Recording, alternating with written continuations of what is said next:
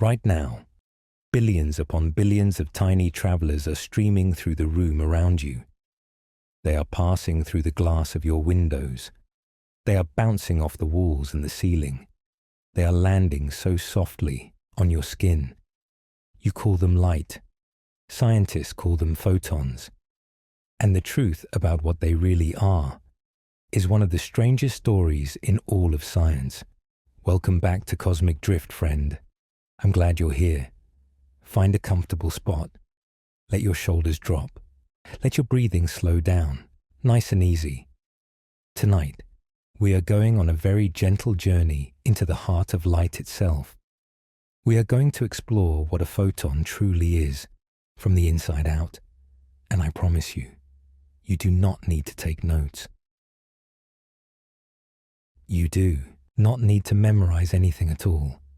Just let the ideas wash over you like a warm, golden glow, and let your mind wander wherever it wants to go. Before we begin, if you enjoy these quiet little explorations of the universe, it would mean the world to me if you would tap that like button.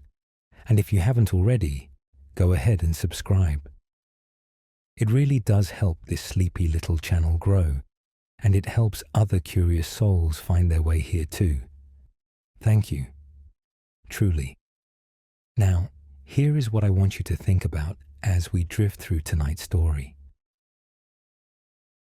By the time we reach the end of this journey, the way you look at light, the way you feel about the glow of a candle or the shimmer of a star, will never quite be the same. Because the photon, that tiny, weightless packet of energy that makes sight and color and warmth possible, is not what you think it is. It is far, far stranger and far more beautiful. So let us start at the very beginning. Let us start with a question that seems so simple. It almost sounds silly. What is light? For most of human history, nobody really knew. People could see light, of course. They could feel the warmth of the sun on their faces. They could watch flames dance in a fireplace. They could see the stars scattered across the sky at night. But what light actually was, what it was made of, how it traveled from one place to another, that was a mystery, a deep, stubborn, beautiful mystery. The ancient Greeks had ideas. Some of them thought that your eyes sent out invisible beams like tiny searchlights, and that when those beams touched an object, you could see it. Imagine that for a moment.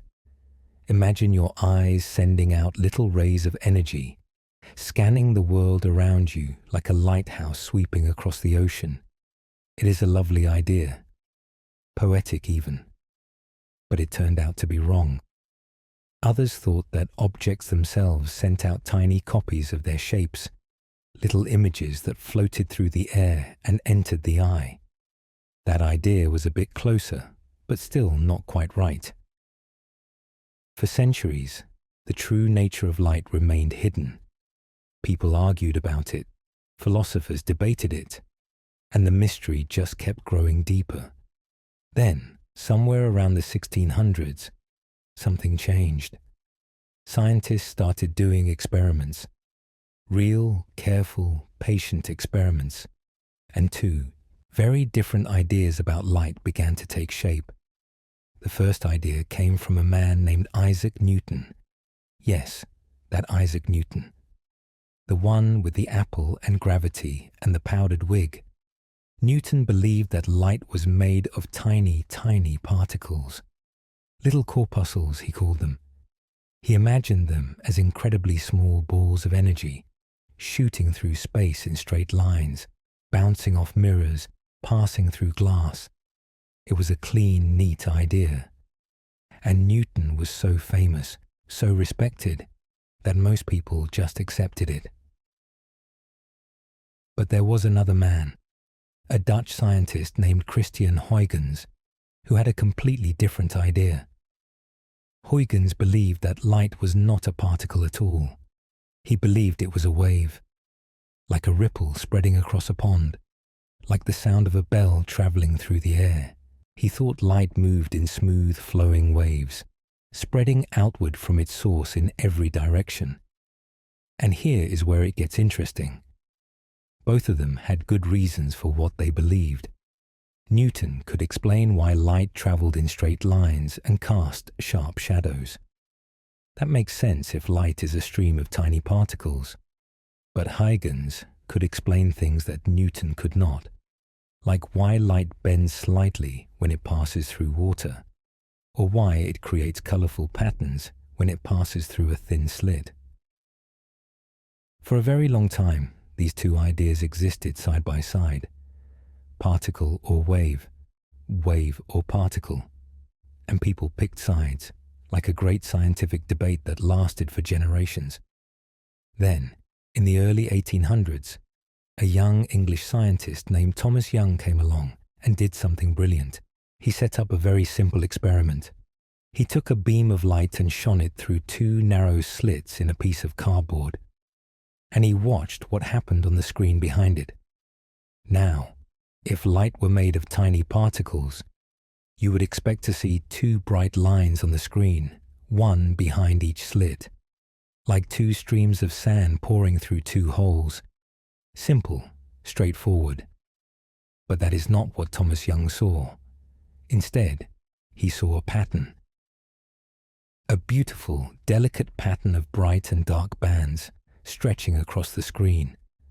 Bands of light and shadow, alternating in a perfect rhythmic sequence. This pattern had a name. It is called an interference pattern, and it is something that only waves can make. Think of it this way. Imagine dropping two pebbles into a still pond at the same time, right next to each other. The ripples from each pebble spread outward in circles, and where those circles meet, something wonderful happens. Where the peak of one wave meets the peak of another, they combine and make a bigger wave, a bright band. Where the peak of one wave meets the dip of another, they cancel each other out. A dark band. Peak plus peak equals bright. Peak plus dip equals dark. That is interference. And that is exactly what Thomas Young saw with light. The light was interfering with itself. It was behaving like a wave. The bright bands were where waves reinforced each other. The dark bands were where they cancelled out. It was beautiful. It was elegant. And it seemed to settle the debate once and for all. Light was a wave. Newton was wrong.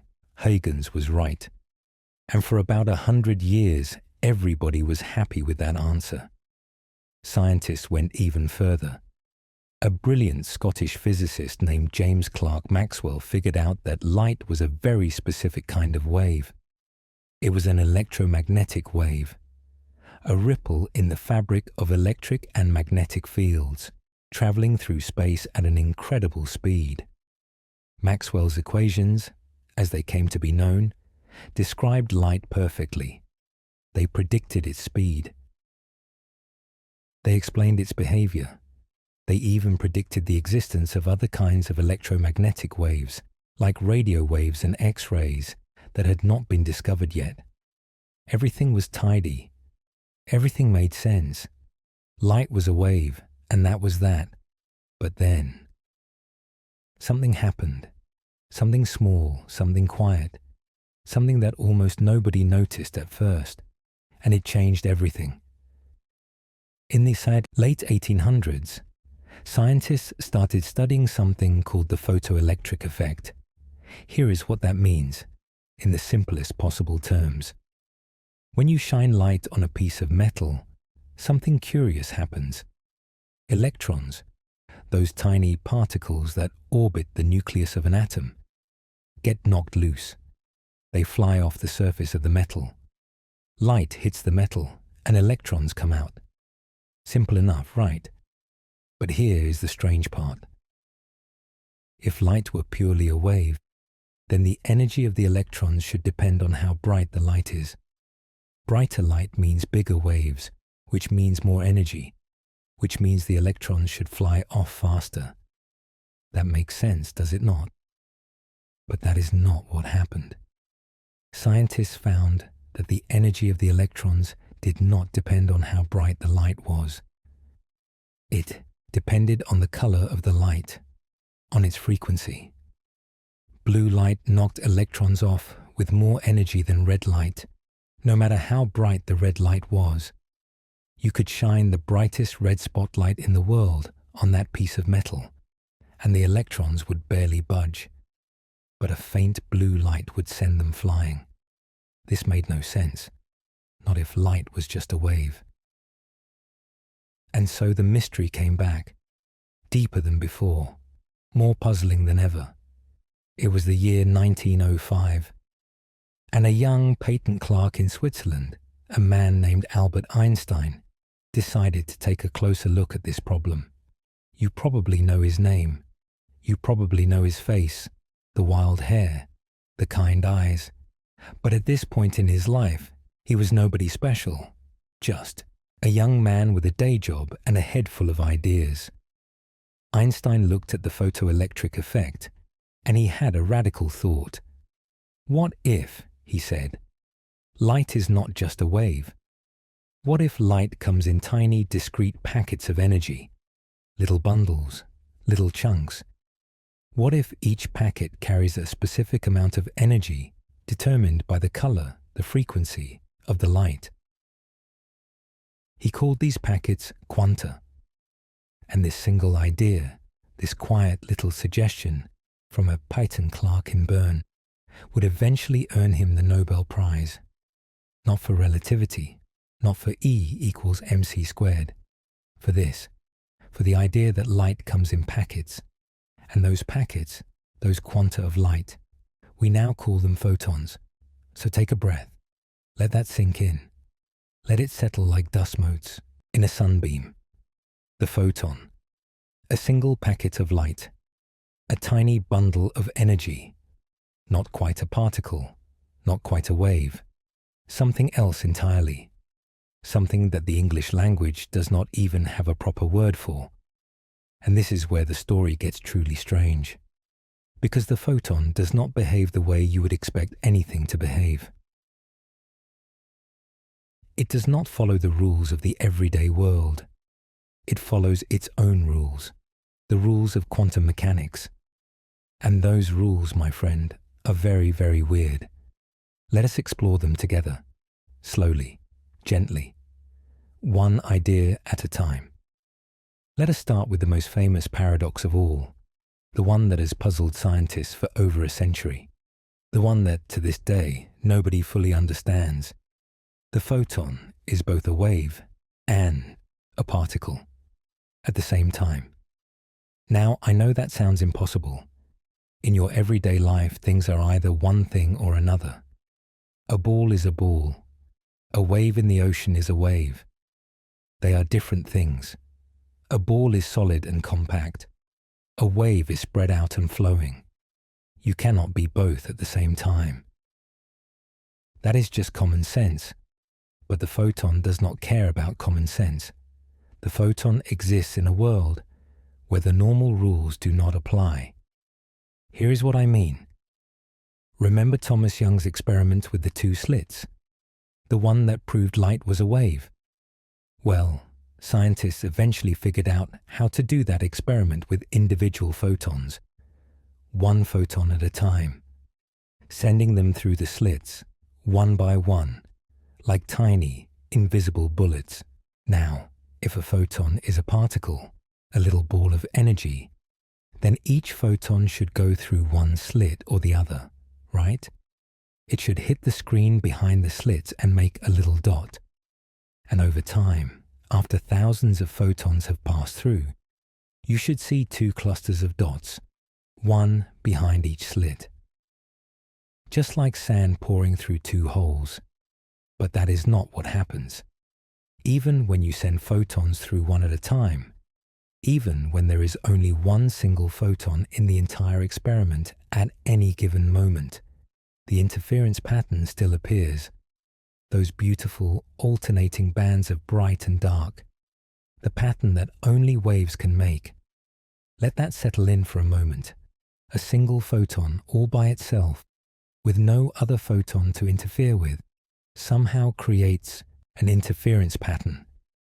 It is as if the photon goes through both slits at the same time, as if it interferes with itself. How? How can a single thing go through two different openings simultaneously? The honest answer is, nobody knows. Not really. Scientists have spent decades arguing about it.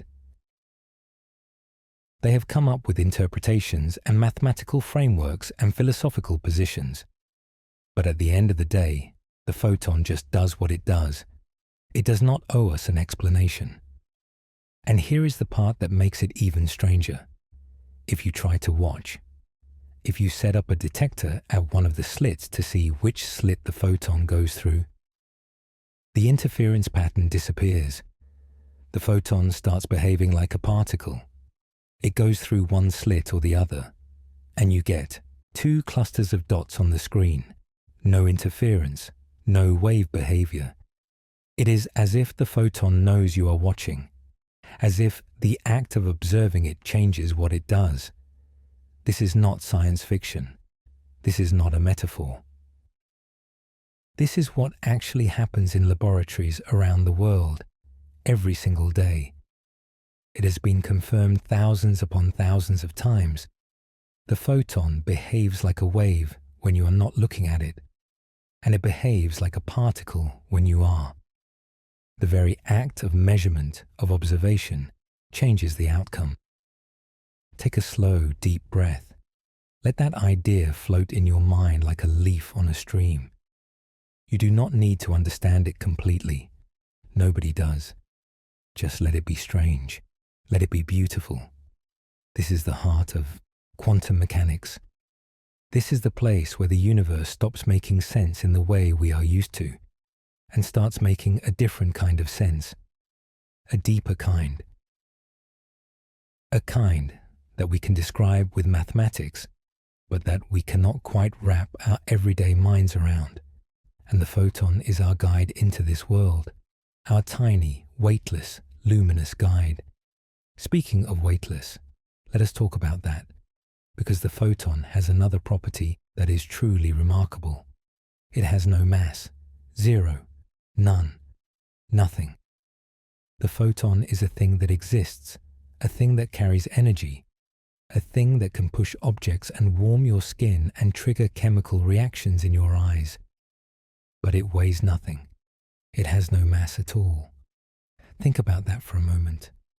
Everything you interact with in your daily life has mass. Your pillow has mass. The air you breathe has mass. Even the tiniest speck of dust floating in a sunbeam has mass.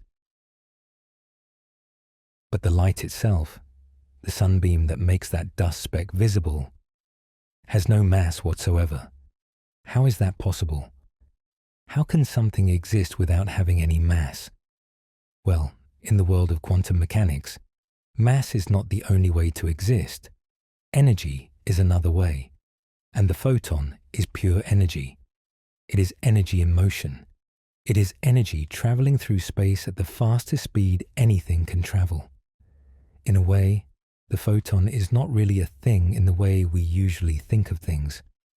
It is more like an event, a happening, a tiny burst of energy that the universe releases and then catches again somewhere else. It is not a ball. It is not a marble. It is more like a whisper, a pulse, a heartbeat of the electromagnetic field. And because it has no mass, it does something that nothing else in the universe can do. It travels at the speed of light. Now, that might sound obvious. Of course, light travels at the speed of light. But here is the deeper point. The speed of light is not just a speed. It is a cosmic speed limit. It is the fastest that anything, any signal, any information, any influence of any kind can travel through the universe. Nothing with mass can reach the speed of light. Not a rocket, not a bullet, not an electron. The closer something with mass gets to the speed of light, the more energy it takes to push it faster. And to actually reach the speed of light, you would need an infinite amount of energy. It is impossible. But the photon starts there. The photon is born at the speed of light. It does not accelerate. It does not speed up from zero. From the very first instant of its existence, it is already traveling at the cosmic speed limit. 186,000 miles per second, 300 million meters per second, nearly 700 million miles per hour. And it never slows down. Not in a vacuum. It cannot slow down. Because to travel slower than light, the photon would need to have mass. And it does not. So the photon exists in a very strange state. It is born at full speed, and it lives its entire life at full speed, and it dies at full speed. There is no in-between. There is no gentle start or gradual stop. It is all or nothing, on or off, existing at the speed of light, or not existing at all. And this leads to something truly mind-bending, something that I want you to just let wash over you, like a warm wave on a quiet beach. From the photon's perspective, time does not exist.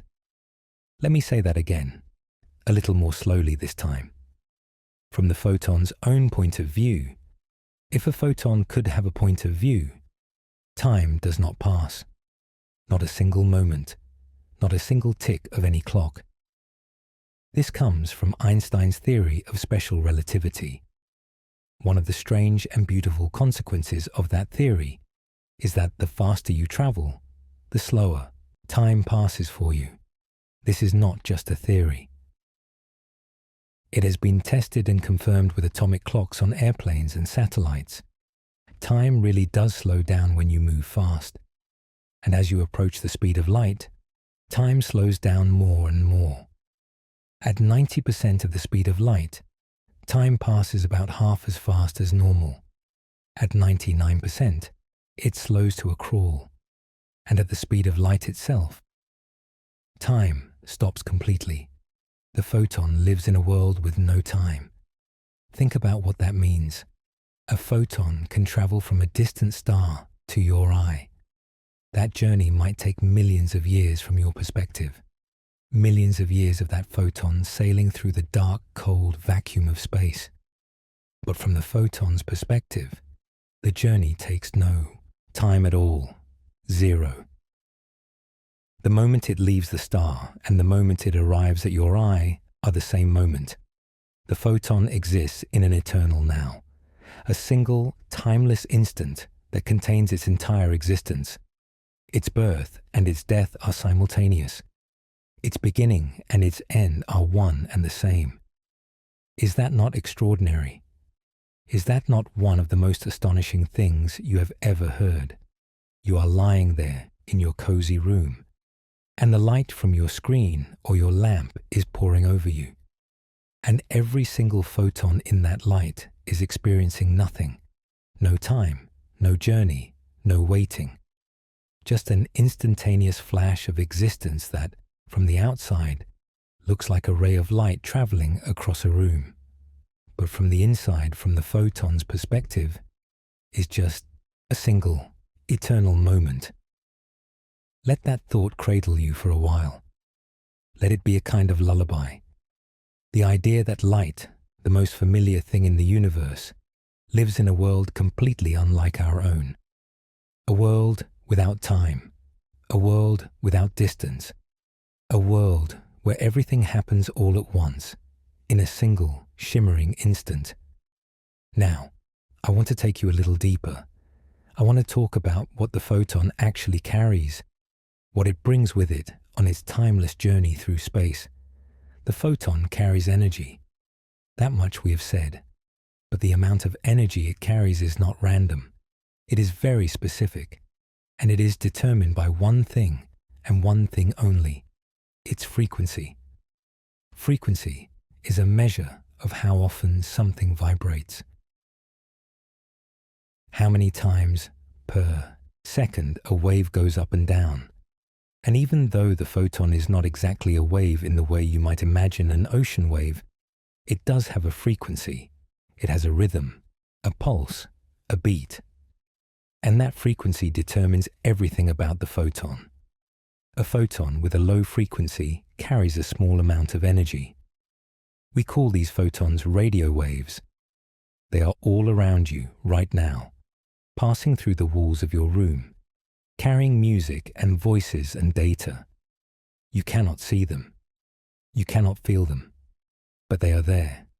Gentle, low-energy photons, humming through the world. A photon with a slightly higher frequency carries a bit more energy. We call these microwaves. They can warm your food. A bit higher still, and you get infrared light. You cannot see infrared, but you can feel it as heat. The warmth of a fire, the warmth of the sun on your skin. That is infrared photons landing on your body and giving you their energy. Then comes visible light, the tiny, narrow band of frequencies that your eyes can detect. Red light has the lowest frequency in the visible range, then orange, then yellow, then green, then blue, then violet. Each color is a different frequency. Each color is a photon carrying a different amount of energy. And beyond violet, the frequencies keep going up. Ultraviolet light, which can give you a sunburn. X-rays, which can pass through your skin and show the bones underneath. And at the very top, gamma rays, the most energetic photons of all, born in nuclear explosions and the hearts of dying stars. All of these, every single one, are photons. The same fundamental thing, the same tiny, massless packet of energy. The only difference is the frequency. The only difference is how fast they vibrate. A radio wave and a gamma ray are the same thing. They are both photons. They are both ripples in the electromagnetic field. The only difference is that one vibrates slowly and gently, and the other vibrates incredibly fast. Is that not remarkable? The same entity, the same fundamental particle, can be a soft, invisible radio wave drifting through the night, or a blinding flash of gamma radiation that could sterilize a planet. It all depends on the frequency. It all depends on the rhythm. And your eyes, those beautiful, intricate organs sitting in your skull right now, can only see a tiny, tiny sliver of all these frequencies, just a whisper of the full spectrum. If the electromagnetic spectrum were a piano keyboard stretching from one end of the country to the other, the part you can see would be a single key somewhere in the middle. That thought always makes me pause. We walk through a universe absolutely flooded with light, with photons of every frequency imaginable, and we can only see the tiniest fraction of it. We are almost blind to the true richness of the electromagnetic world. But let us not be sad about that. Let us instead feel a kind of wonder. Because the fact that we can see anything at all, the fact that a handful of photon frequencies can create the entire world of color and beauty that we experience every day, sunsets and rainbows, and the deep blue of a winter sky, that is a miracle in itself. Now, let us go a little further. Let us talk about how photons are born. Where do they come from? What creates them? The answer is surprisingly simple and deeply beautiful. A photon is born whenever an electron loses energy. Let me explain. Inside every atom, electrons orbit the nucleus, but they do not orbit in just any old way. They orbit in specific fixed paths, specific energy levels. Think of them as steps on a staircase.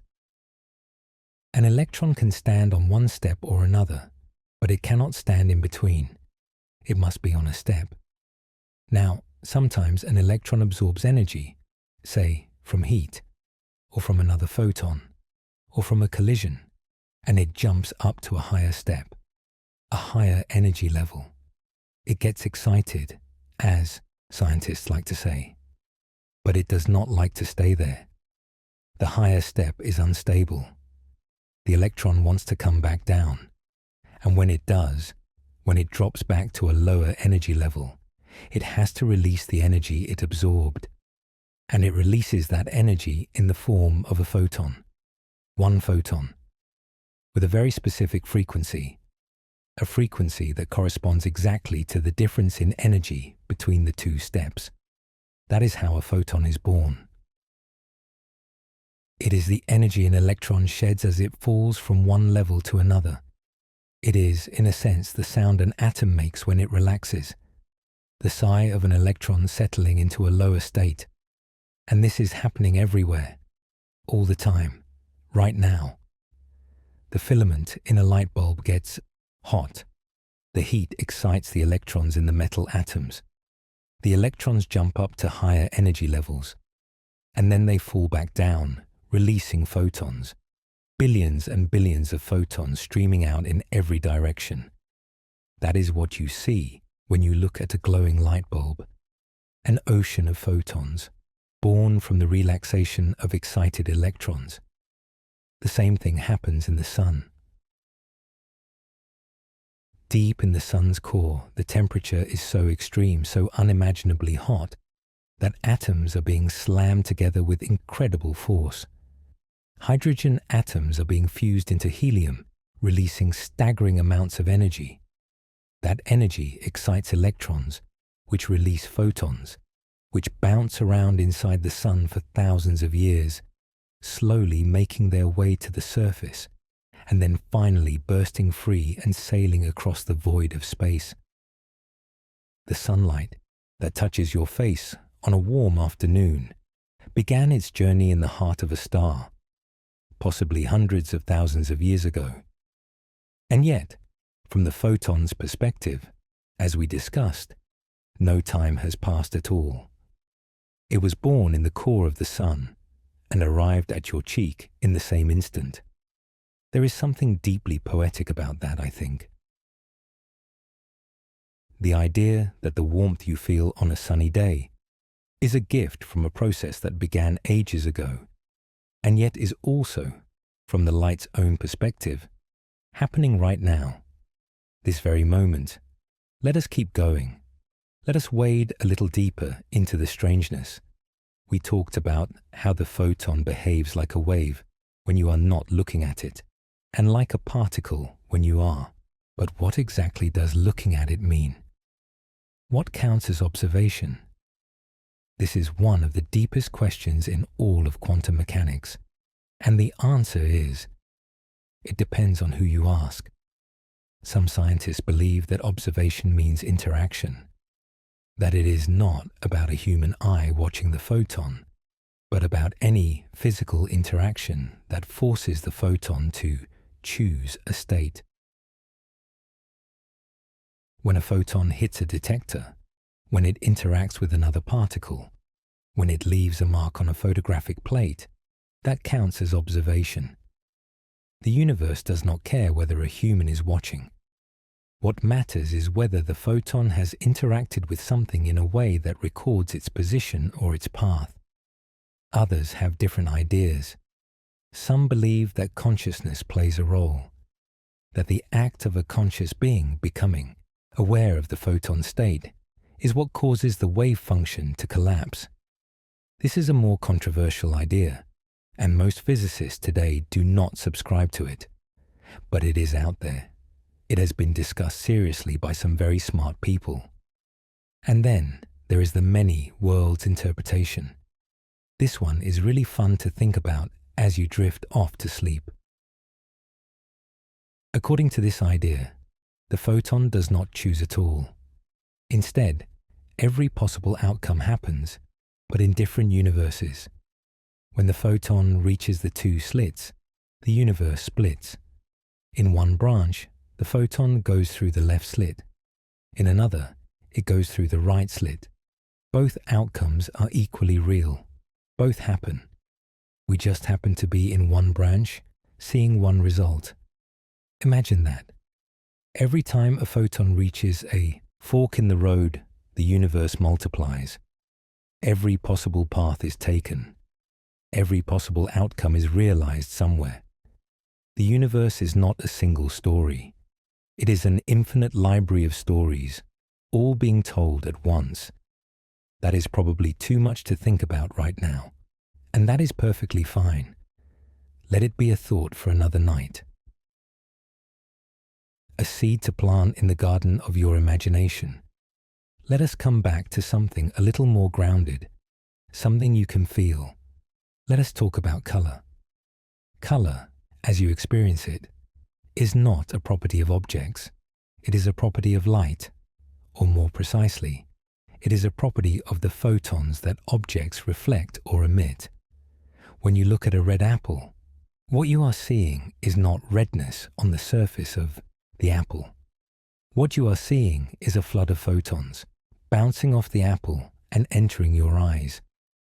The apple's skin absorbs most of the photon frequencies that hit it, but it reflects photons with a frequency that corresponds to what we call red.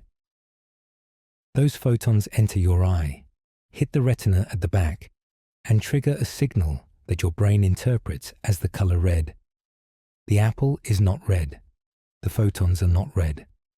Redness is a creation of your brain. It is a label that your mind puts on a particular frequency of light, a particular rhythm of electromagnetic vibration. If you had different eyes tuned to different frequencies, the apple might look blue, or green, or it might be invisible. Color is not out there in the world. Color is in here, in your mind. It is the way your brain translates the language of photons into something you can understand. And that language is incredibly rich. The average human eye can distinguish about 10 million different colors. 10 million different shades and hues, each one corresponding to a slightly different mix of photon frequencies. But it all starts with the photon, that tiny, massless, timeless particle of light, entering your eye and triggering a cascade of chemical and electrical signals that creates the entire visual world you experience. Every sunset you have ever seen, every flower, every face, every painting in every museum, every star in the night sky, all of it, every bit of it, is built from photons landing on your retina. The world you see is a photon world, a world made of light. Let that idea settle around you like a soft blanket. You are surrounded right now by an invisible ocean of photons. They are everywhere. They are everything you can see. And even the darkness, even the shadows, are just places where fewer photons happen to be. Now, let me tell you about one more strange and beautiful thing that photons do. Something that connects the quantum world to the everyday world in a way that is truly astonishing. Photons can become entangled. Entanglement is one of the spookiest ideas in quantum mechanics. Even Einstein was unsettled by it. He called it spooky action at a distance. And here is what it means. Under certain conditions, two photons can be created in such a way that they are linked, connected, bound together in a deep, invisible way. When this happens, the two photons share a quantum state. They are described by a single mathematical expression, not two separate ones. What does that mean in practice? It means that if you measure one photon and find that it is vibrating in a certain direction, the other photon, no matter how far away it is, will instantly be found vibrating in the corresponding direction, not after a signal has traveled between them, not after some time has passed, instantly, as if the two photons are somehow the same thing, no matter how much space separates them. You could put one photon on Earth and send the other to a distant galaxy, millions of light years away, and the moment you measure the one on Earth, the one in the distant galaxy would respond instantly. This does not violate the speed of light, because no usable information is being sent. You cannot use entanglement to send a message faster than light. The correlations only become apparent when you compare the results of measurements on both photons, and that comparison can only happen at the speed of light or slower. But still, the fact that two photons can be connected in this way, linked across the vastness of space, is extraordinary. It tells us something deep about the nature of reality. It tells us that the universe is not made of separate, isolated pieces. It is interconnected, woven together. What happens here can be linked to what happens there, in ways that transcend our ordinary understanding of space and distance. And it is the photon, our tiny, massless friend, that shows us this. Let us pause here for a moment. Let us take a breath. You have been absorbing some very deep ideas, and your mind might be buzzing a little. That is okay. Let it buzz. Let the thoughts swirl and blend and settle at their own pace. If your eyelids are getting heavy, that is perfect. If you are still wide awake and fascinated, that is wonderful too. Either way, we are in this together, you and me, drifting through the quiet ocean of the quantum world. Let me tell you something else about photons, something about how they interact with matter. Because photons do not just pass through the world untouched, they interact with everything around them in ways both simple and profound. When a photon meets an atom, several things can happen. The simplest is reflection. The photon hits the surface of an object and bounces off, like a ball, bouncing off a wall. This is how you see most objects. The photons from a light source bounce off the object and into your eyes. Another possibility is absorption. The atom absorbs the photon, takes in its energy, and uses it to bump one of its electrons to a higher energy level. The photon ceases to exist. Its energy has been transferred to the atom. This is how your skin absorbs sunlight. This is how solar panels generate electricity. The photon gives its life, so to speak, so that the atom can gain energy. Then there is transmission. The photon passes through the material without being absorbed. This is what happens when light passes through glass, or water, or air. The photons interact briefly with the atoms in the material, but are not absorbed. They just keep going. And then there is something truly wonderful called fluorescence. This is when an atom absorbs a high-energy photon and then re-emits a lower-energy photon. The atom takes in ultraviolet light, for example, and spits out visible light. This is how black lights work. This is why certain materials glow under ultraviolet light. They are absorbing photons you cannot see and converting them into photons you can. Each of these interactions, reflection, absorption, transmission, fluorescence, is a conversation between a photon and an atom, a tiny, silent exchange of energy. And these conversations are happening everywhere, all the time, in every corner of the universe. The walls of your room are having conversations with photons right now. The air in your lungs is interacting with photons. The water in your glass is letting photons pass through while absorbing others.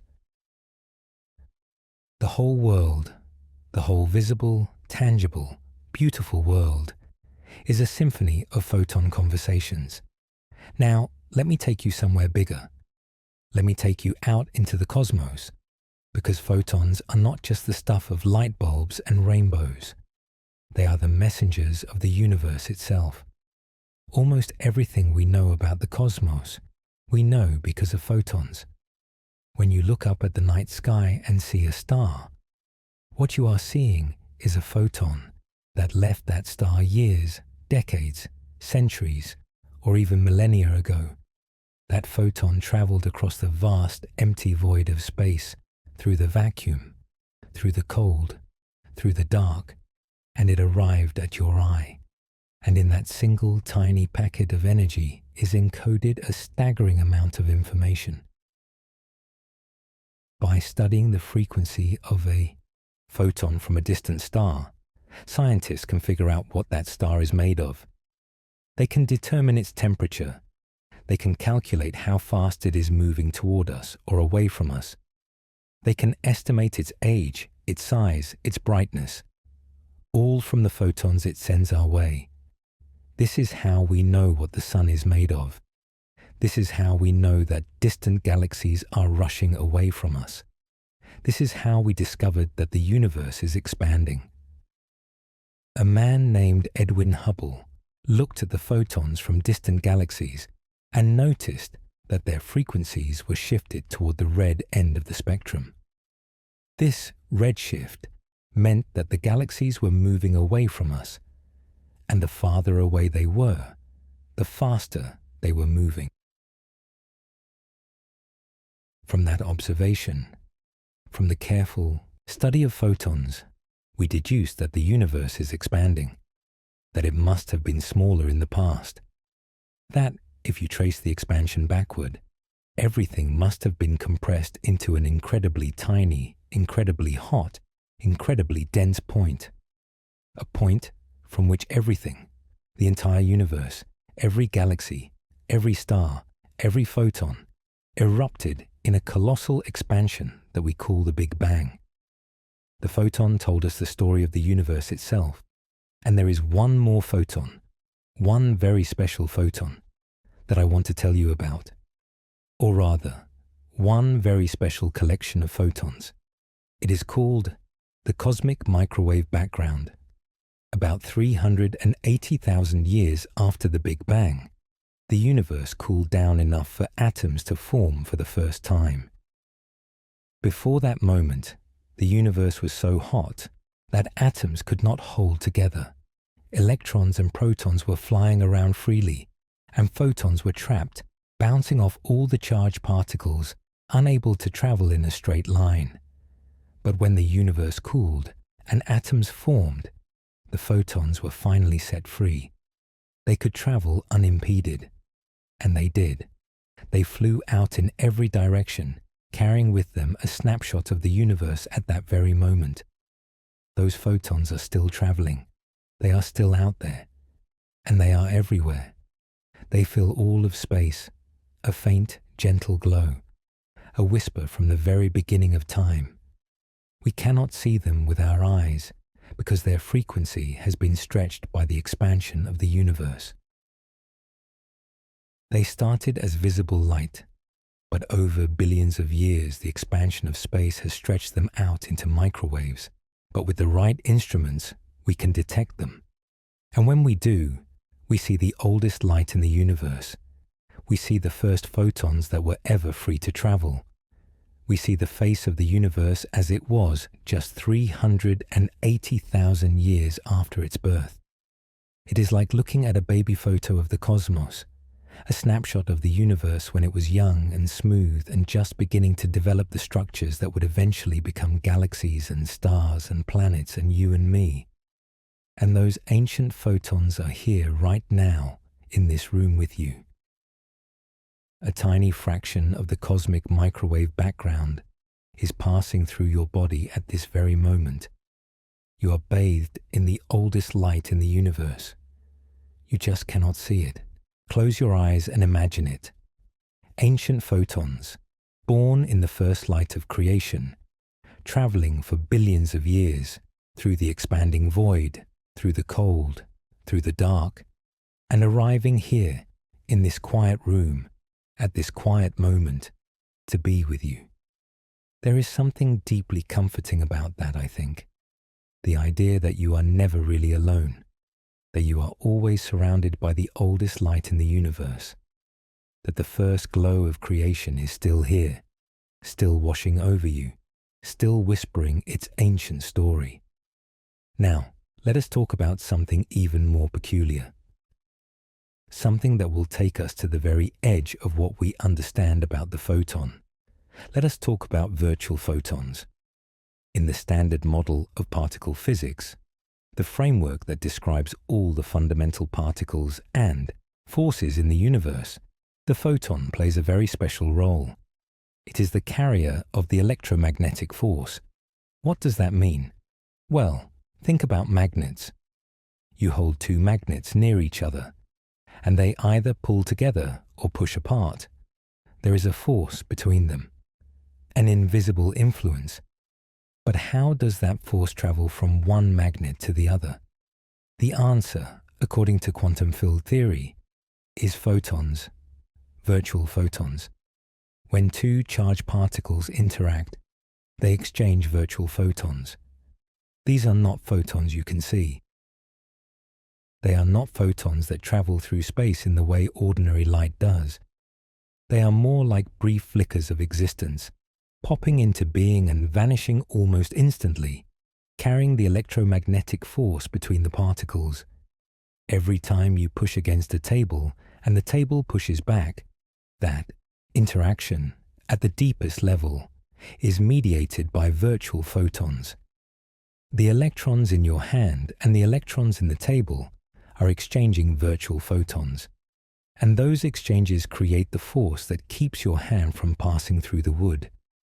The solidity of matter, the hardness of a rock, the firmness of the ground beneath your feet, all of it, at the most fundamental level, is the electromagnetic force carried by virtual photons. You are, in a very real sense, held together by photons.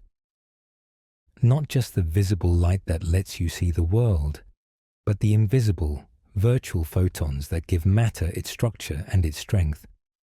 The photon is not just the carrier of light. It is the carrier of touch, the carrier of solidity, the carrier of the force that holds atoms together and keeps your body from falling apart. Is that not incredible?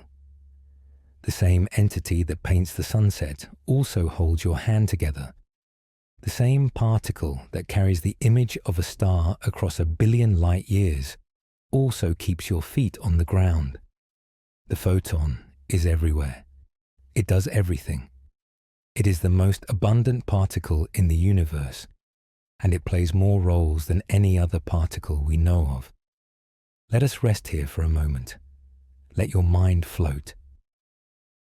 You have traveled very far tonight, from the ancient Greeks to Einstein, from the birth of a photon in an atom to the oldest light in the cosmos, and your eyes are probably getting heavy. That is good. That is exactly where you should be. Let me tell you a few more gentle things about our friend, the photon, and then we will begin to wind down. One thing that always fascinates me is how many photons there are. The universe is absolutely drenched in them.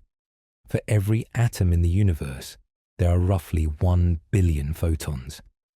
Let me say that again. For every single atom, every particle of matter, there are about 1 billion photons. We live in a universe that is overwhelmingly made of light.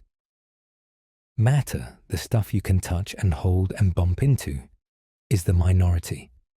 The universe is, at its heart, a universe of photons, and yet we cannot see most of them. The vast majority of photons in the universe are too low in energy or too high in energy for our eyes to detect.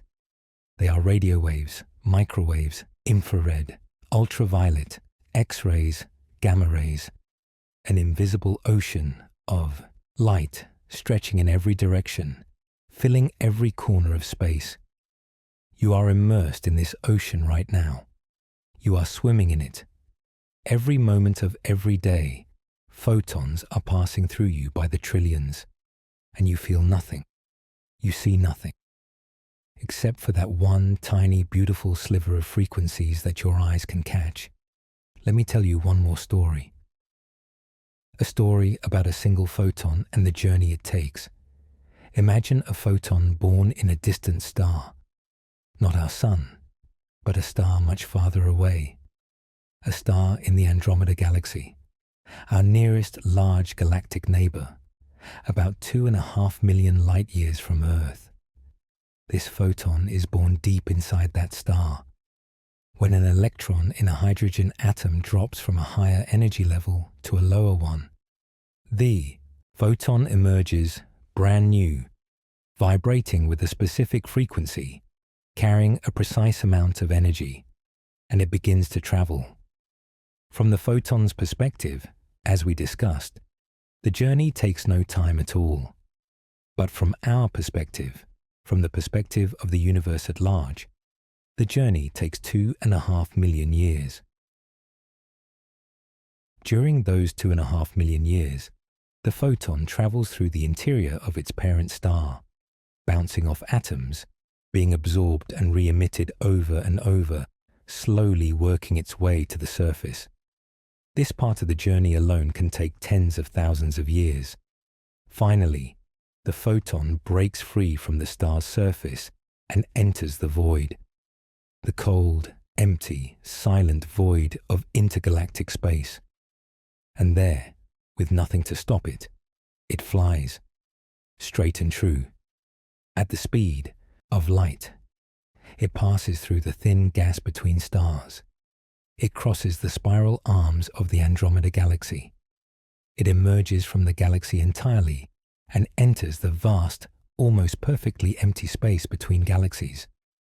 The intergalactic void. For 2.5 million years, that photon sails through the dark. No obstacles, no interactions. Just pure, uninterrupted flight. Through the void, through the silence. And then, one night, it enters the Milky Way galaxy, our galaxy. It passes between stars, through clouds of gas and dust, closer and closer to a small, unremarkable star in one of the galaxy's spiral arms, our Sun. And then it reaches a small blue-green planet orbiting that star, Earth. It enters the atmosphere. It passes through a layer of air, scattering slightly, bending slightly. And then, by some incredible coincidence, it enters the lens of a telescope, or passes through the window of a room, and it lands on the retina of a human eye, your eye. And in that instant, after 2.5 million years of travel, the photon is absorbed. Its energy is captured by a molecule in your retina. It triggers a signal, an electrical impulse that travels along your optic nerve to your brain, and your brain says, "I see a star." That is what starlight is. A message from the past, a gift from a distant sun, a photon that has traveled for millions of years through the dark and the cold and the silence to bring you a tiny piece of information about a place you will never visit. Every star you see in the night sky is a photon that has completed a journey like this. Some short, just a few years, some long millions of years, each one a tiny messenger, carrying its story across the cosmos to your waiting eye. You are the end of the journey. You are the destination. When you look up at the stars, you are not just seeing light. You are catching photons. You are the place where their long, lonely voyage finally ends. There is a tenderness in that, I think, a quiet intimacy. The universe has been sending you messages for billions of years, written in the language of photons, and every time you open your eyes, you are reading them. Now, let me share with you one of my favorite things about photons, something that connects everything we have talked about tonight into a single beautiful idea. The photon has no charge. It has no mass. It has no size. It occupies no space. It exists for, from its own perspective, no time at all. And yet, it is the most important particle in the universe for our daily experience. Without photons, you could not see. Without photons, atoms could not hold together. Without photons, there would be no chemistry, no biology, no warmth, no color, no life as we know it. The entire visible, tangible, beautiful world that you experience every day is built on the back of this tiny, massless, timeless, sizeless particle. The photon is the simplest thing in the universe. And yet, without it, there would be no complexity at all. That is the paradox of the photon. It is nothing, and it is everything. It is the smallest possible packet of light, and it is the foundation of the entire world, you know. And right now, as you lie there, photons from your screen or your lamp or the stars outside your window are landing on your eyes. They are completing their journeys. They are delivering their messages, and your brain is turning those messages into the world you see. You are a photon collector, a light catcher, a living receiver for the messages of the universe. And soon, if you have not already, you will close your eyes, and the photons will still be there. They will still be streaming through your room, through the walls, through the air. They will be bouncing off your blanket and your pillow and the ceiling above you. But you will not see them.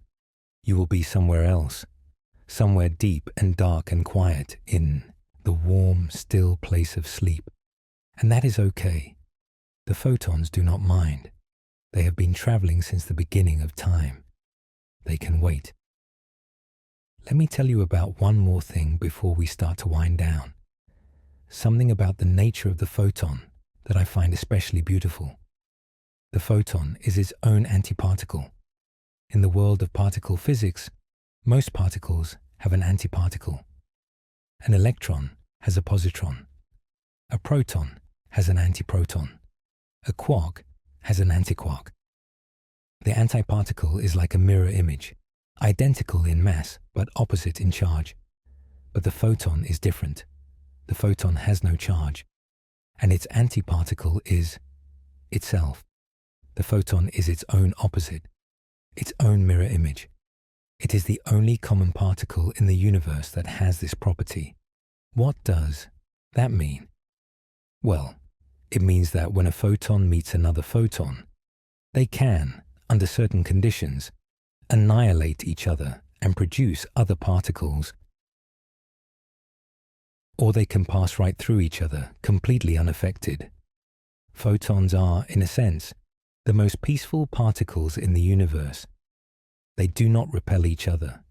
They do not attract each other. Two beams of light can cross paths, and neither beam is affected by the other. They just slide through each other, like two ghosts walking through the same wall. That is why you can have light from 1,000 different sources filling a room, and none of them interfere with each other. The light from your lamp and the light from the window and the light from your phone screen all coexist, all sharing the same space without any conflict. Photons are the ultimate pacifists, and there is something poetic about that.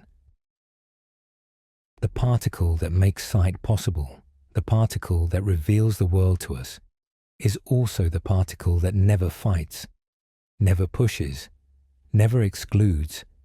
It simply travels and shares and gives, and then is absorbed. Its energy passed on to whatever it touches. The photon is generous. It gives everything it has, every bit of its energy, to whatever absorbs it. And then it is gone. It does not hold back. It does not save anything for later.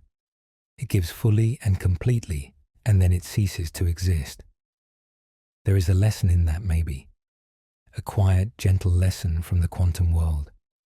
But I will let you find that lesson for yourself.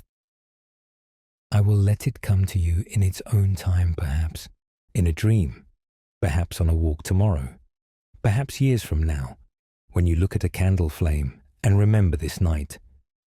Now, I want to take you on a small detour, a quiet little side road on our journey through the world of the photon.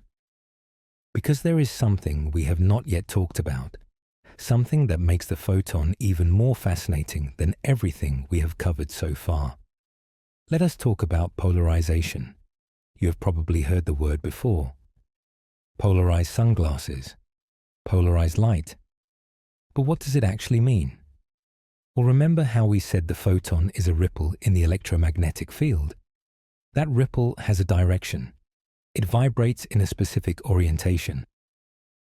Up and down, or side to side, or at an angle. That direction of vibration is what we call polarization. Imagine shaking a rope up and down. The wave travels along the rope, but the rope itself moves up and down. That is vertical polarization. Now imagine shaking the rope side to side. The wave still travels along the rope, but now the rope moves left and right. That is horizontal polarization. A photon can be polarized in any direction: vertical, horizontal, diagonal, circular even, where the direction of vibration rotates as the photon travels, like a corkscrew spiraling through space. And here is where it gets interesting. When light from the sun or a light bulb reaches you, it is a jumble of all possible polarizations. The photons are vibrating in every direction, all mixed together. We call this unpolarized light, but when that light bounces off a flat surface, like a puddle of water or the hood of a car, something happens. The reflected light becomes partially polarized. The photons that bounce off at a certain angle tend to be vibrating in the same direction, mostly horizontal. This is what causes glare, that bright, harsh, blinding reflection you see on wet roads or calm lakes. It is horizontally polarized light, and this is what polarized sunglasses do. They have a filter that blocks horizontally polarized photons. They let through the vertically polarized ones. So when you put on polarized sunglasses, the glare disappears. You are literally filtering out photons based on the direction they are vibrating. That is remarkable when you think about it. You are wearing a device on your face that selects photons based on the orientation of their quantum vibration. It sounds like science fiction, but it is just a pair of sunglasses. Polarization is also how 3D movies work, by the way. Two slightly different images are projected onto the screen, each with a different polarization. You wear special glasses that let each eye see only one polarization. Your left eye sees the left image. Your right eye sees the right image. And your brain combines them into a single, three-dimensional picture. All thanks to the photon's polarization. All because light vibrates in a specific direction. Now, here is where polarization connects back to the deep strangeness of quantum mechanics. Remember how we talked about the photon being in a superposition, being both a wave and a particle at the same time? Well, polarization has its own version of superposition. A photon can be in a superposition of polarizations. It can be, in a very real quantum mechanical sense, both vertically and horizontally polarized at the same time. Not one or the other, both, until you measure it. When you pass a photon through a polarizing filter, you are asking it a question. Are you vertically polarized or horizontally polarized? And the photon has to give an answer. If it was in a superposition, it randomly collapses into one state or the other. There is a probability for each outcome, and which one you get is, as far as we can tell, truly random. Truly random. Not, we do not know enough to predict it, random. Actually, fundamentally, at the deepest level of reality, random. There is no hidden mechanism. There is no secret code. The universe itself does not know the answer until the question is asked. That is one of the most disturbing and beautiful things about quantum mechanics. True randomness exists, and the photon shows it to us every time we measure its polarization.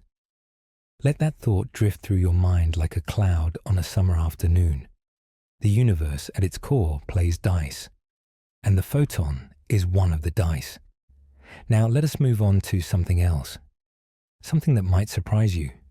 Let us talk about momentum.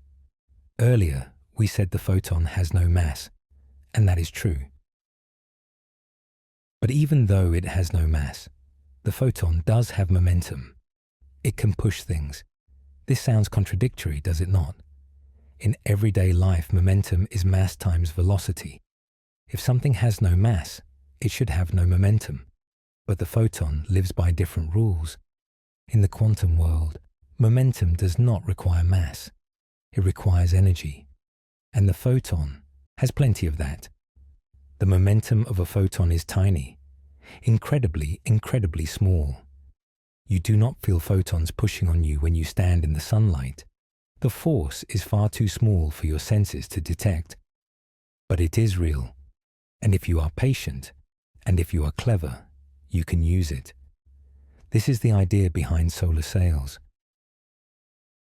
A solar sail is a large, thin sheet of reflective material that a spacecraft unfurls in space. Photons from the sun hit the sail and bounce off, and each one gives the sail a tiny push. One photon is nothing. 1 billion photons is nothing. But trillions upon trillions of photons, pushing gently, constantly, over days and weeks and months, they can accelerate a spacecraft, slowly, gently, but steadily. There is something poetic about that, a spacecraft powered by sunlight, pushed through the void by the momentum of photons. No fuel, no engine, just light. Japan actually launched a solar sail spacecraft called Icaros in 2010.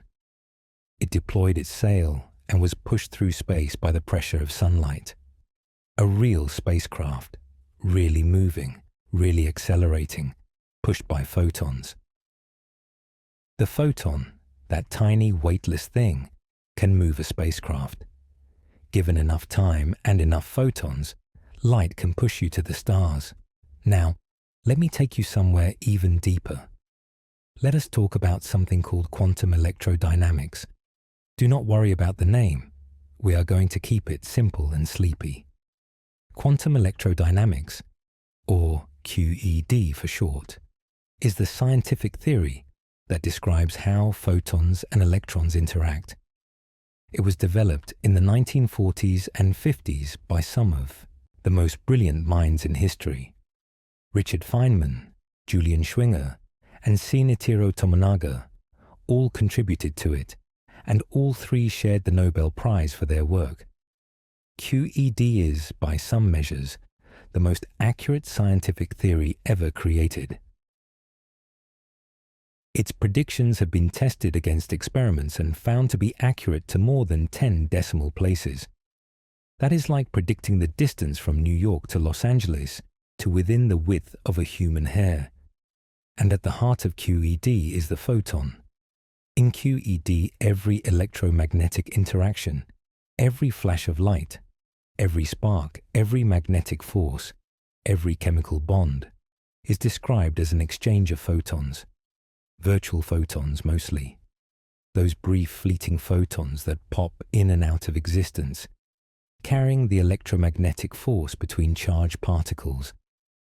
Feynman developed a beautiful way of visualizing these interactions. He drew little diagrams, now called Feynman diagrams, that show particles moving through space and time, exchanging photons along the way.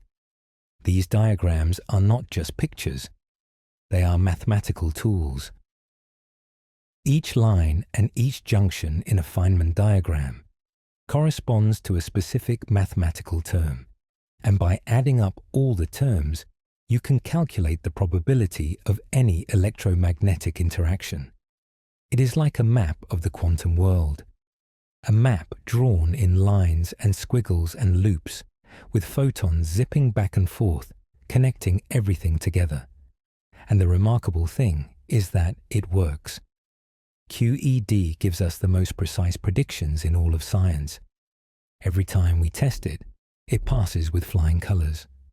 The photon, as described by QED, behaves exactly as the theory predicts, to an astonishing degree of precision. This tells us something profound. It tells us that we understand the photon very, very well at a mathematical level. We can predict what it will do with extraordinary accuracy. And yet, we still cannot fully explain what it is. We can describe it. We can predict its behavior. But we cannot, in plain language, in human concepts, fully capture what a photon actually is. It is something beyond our everyday categories, something that our language and our intuitions are not quite equipped to grasp. And there is a beauty in that too. There is a beauty in knowing that the universe contains things that are, in some deep sense, beyond our comprehension. Not because we are too stupid, but because the universe operates at a level of reality that is fundamentally different from the world of tables and chairs and coffee cups that our brains evolved to navigate. The photon is a citizen of that deeper reality. And we are privileged visitors peering through the window of mathematics, catching glimpses of a world that is stranger and more wonderful than anything we could have imagined. Let that settle over you now, like a warm blanket, like moonlight through a window. Now, let me tell you about something called the uncertainty principle, and how it relates to our friend, the photon. The uncertainty principle was discovered by Werner Heisenberg in 1927, and it says something very simple, but very profound. You cannot know everything about a particle at the same time. More specifically, there are certain pairs of properties that are linked. The more precisely you know one, the less precisely you can know the other. The most famous pair is position and momentum. The more precisely you measure where a particle is, the less you can know about how fast it is moving, and vice versa. This is not a limitation of our instruments. It is not because our microscopes are not good enough, or our detectors are not sensitive enough. It is a fundamental property of reality itself. The universe, at the quantum level, is fuzzy. It does not have sharp, defined edges. Things are not in one place doing one thing. They are spread out, smeared, probabilistic, and the photon is no exception. In fact, the uncertainty principle has some especially interesting implications for photons. For example, you cannot know the exact number of photons in a beam of light and the exact phase of that light at the same time. Phase is a measure of where the wave is in its cycle, whether it is at a peak or a trough or somewhere in between.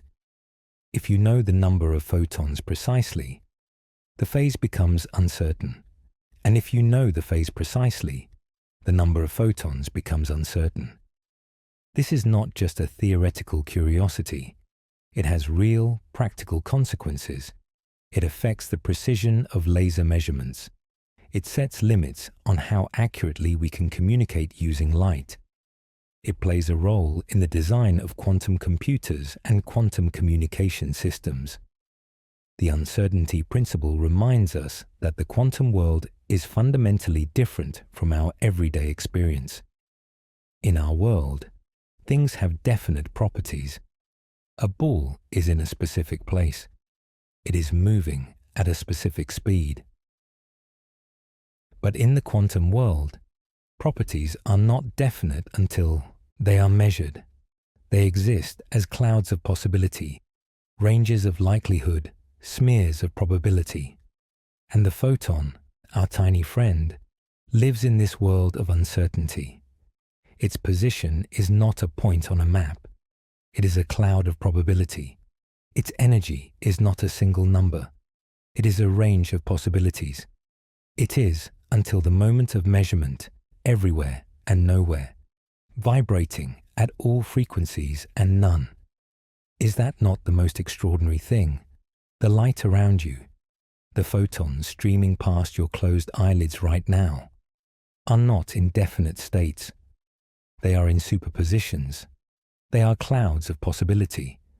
And the moment they interact with something, the moment they hit your retina, or a wall, or a detector, they collapse into a definite state. A definite position, a definite energy, a definite reality. The universe is making itself up as it goes along, and the photon is one of the tools it uses to do so. Let us sit with that for a moment. Just breathe. Let the ideas float.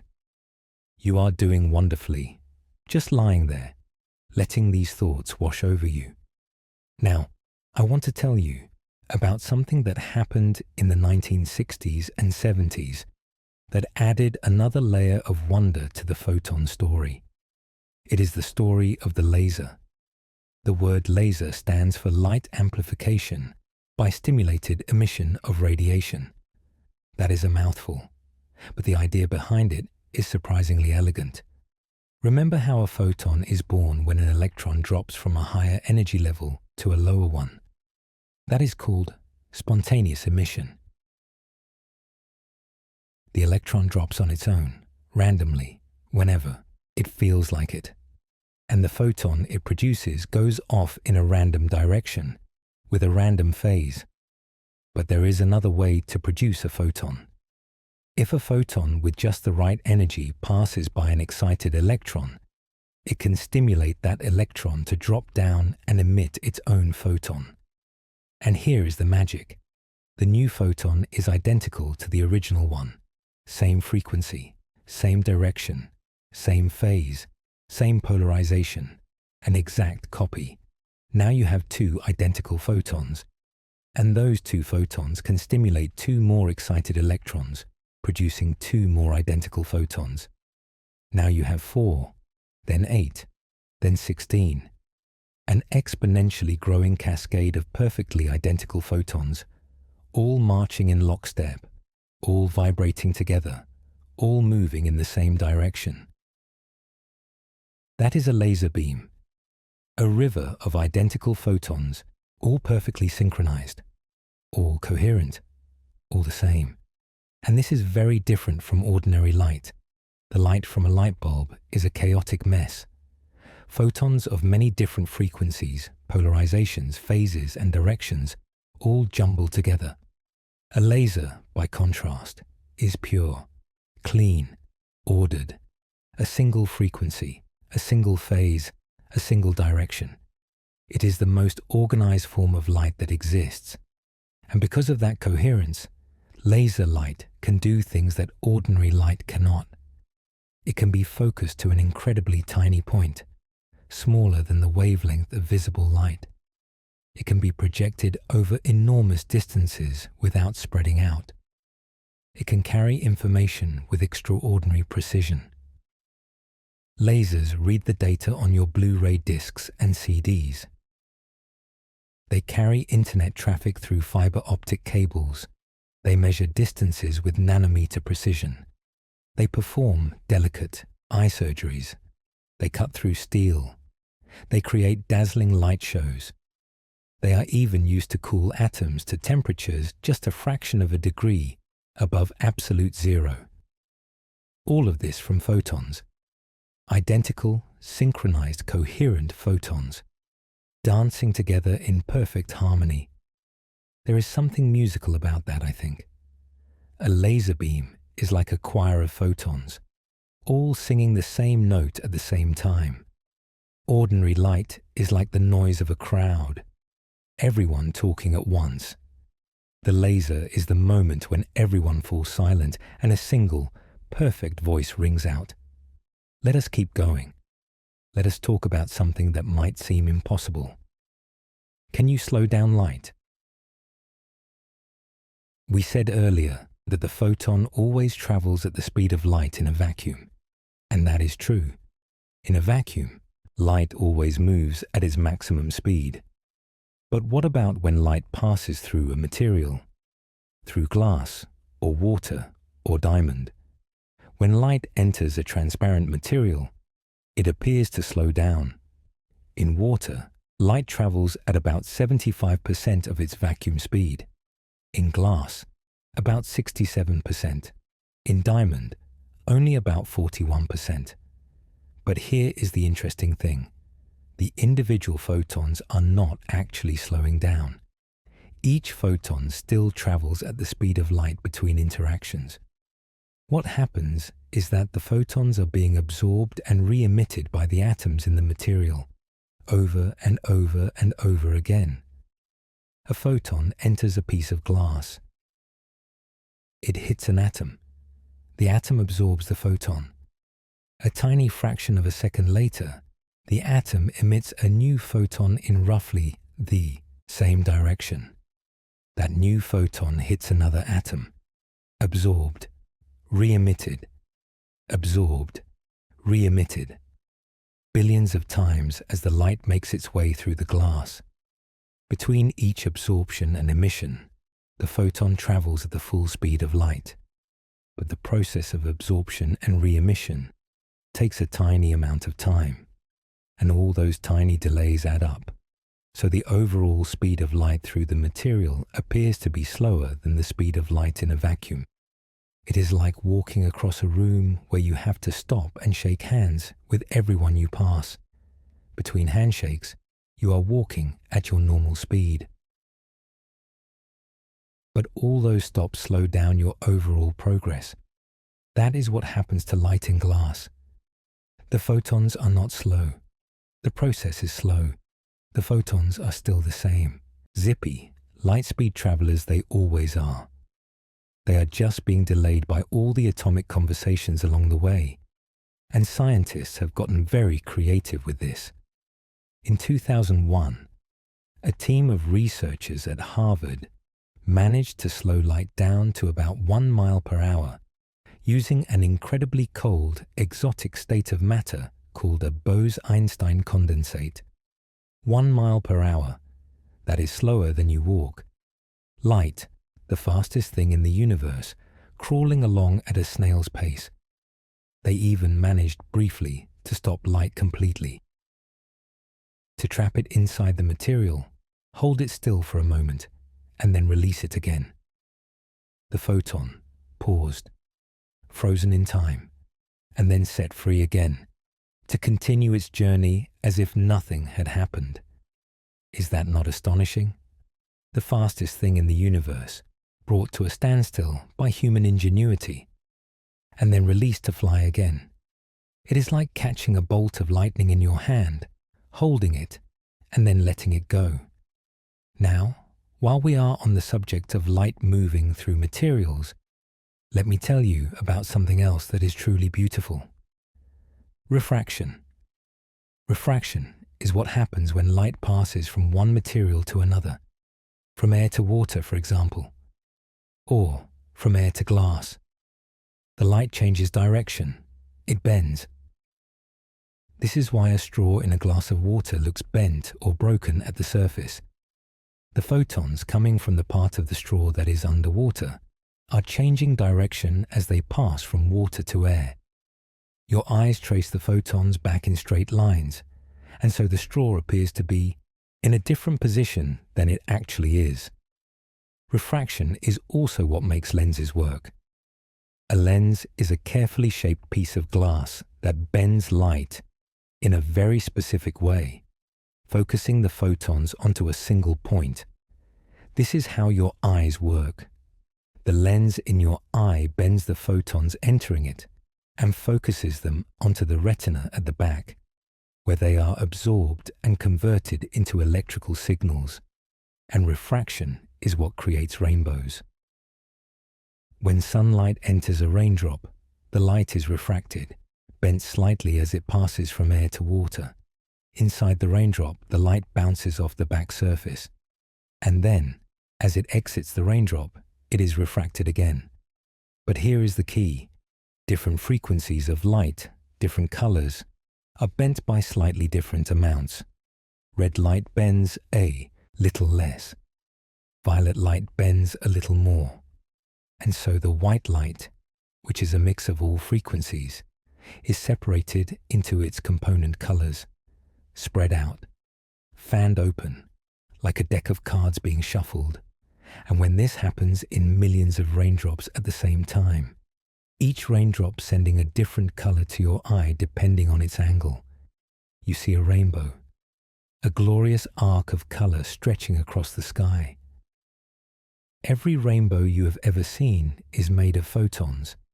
Photons of different frequencies, separated by the gentle bending of refraction, spread across the sky in order of their energy.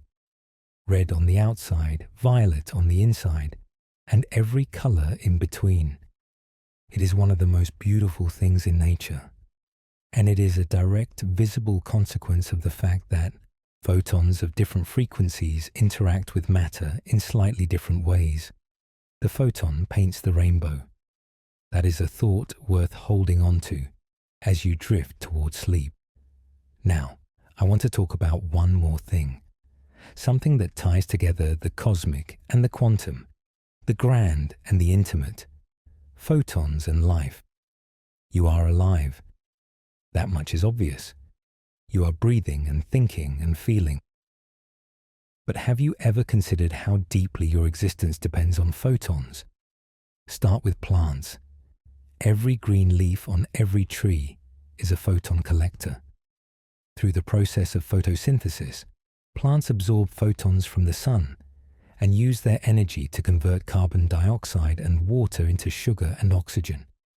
The energy in the photon is captured and stored in the chemical bonds of sugar molecules, and then you eat the plant, or you eat an animal that ate the plant, and you break apart those sugar molecules in your cells, releasing the energy that the photon deposited there.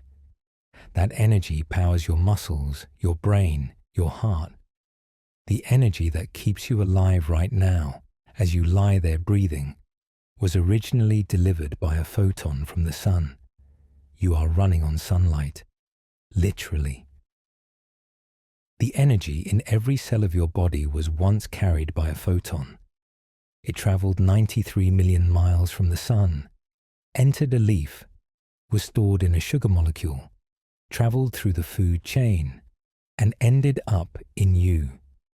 The photon is the original source of almost all energy for life on Earth. Without photons from the sun, there would be no photosynthesis.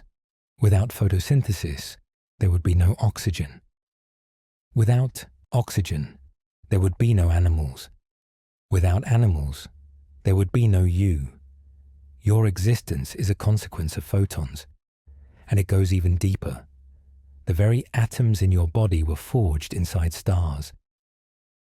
Carbon, oxygen, nitrogen, iron, all the elements that make up your bones and blood and brain were created in the nuclear furnaces of ancient stars that lived and died billions of years ago.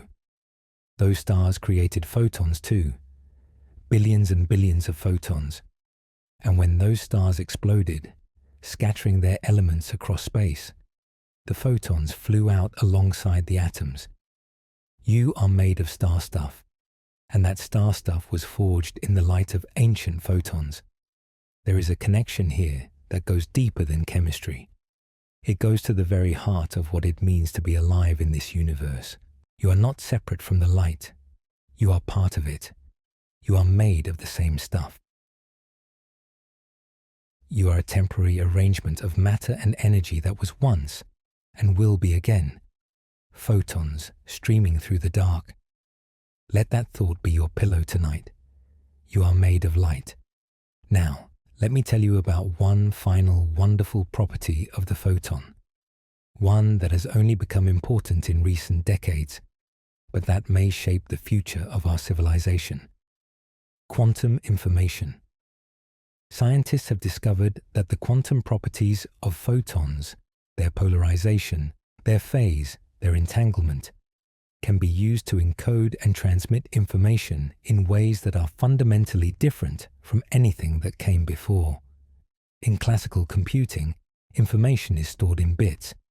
Each bit is either a 0 or a 1, on or off, yes or no.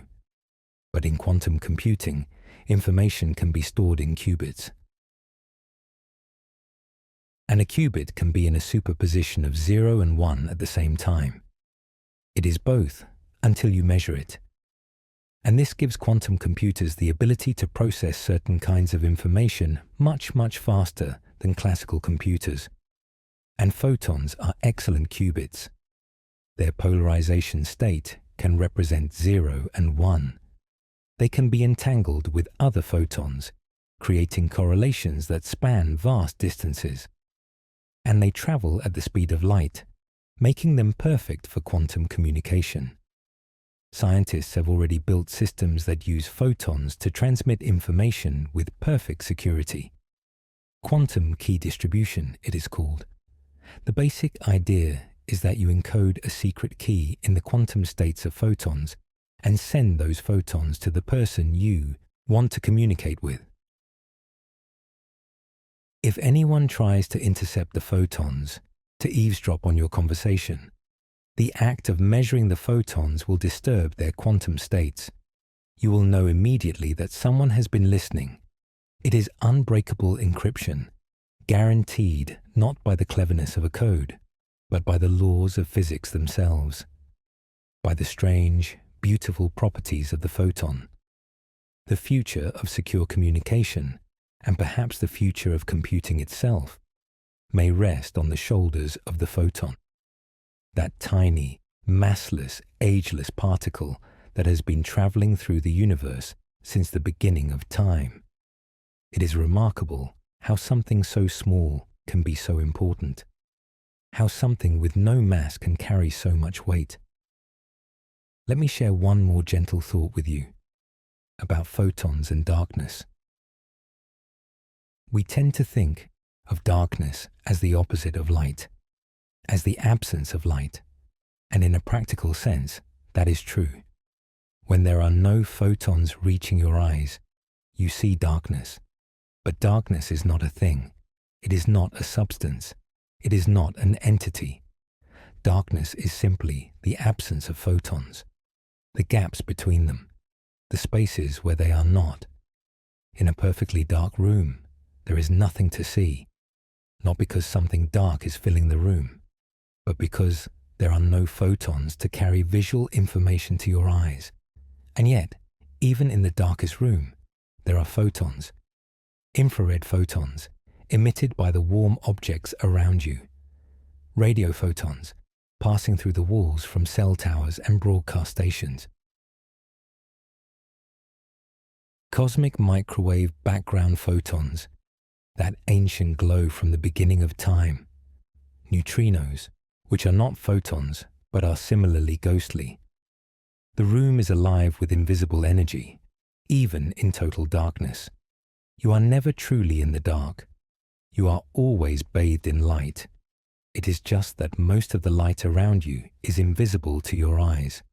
And when you close your eyes, the photons do not stop. They keep coming. They pass through your eyelids. Though most are absorbed, they pass through the walls. They fill the air. The universe does not stop shining just because you are not looking. There is something comforting about that, I think. Even in the darkest moments, literally and metaphorically, the light is still there. The photons are still traveling. The universe is still glowing. You just have to open your eyes to see it. Or if you prefer, you can keep your eyes closed and trust that the light will be there when you wake up, because it will.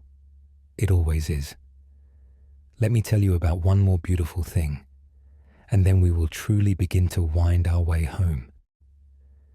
There is a phenomenon in physics called Cherenkov radiation.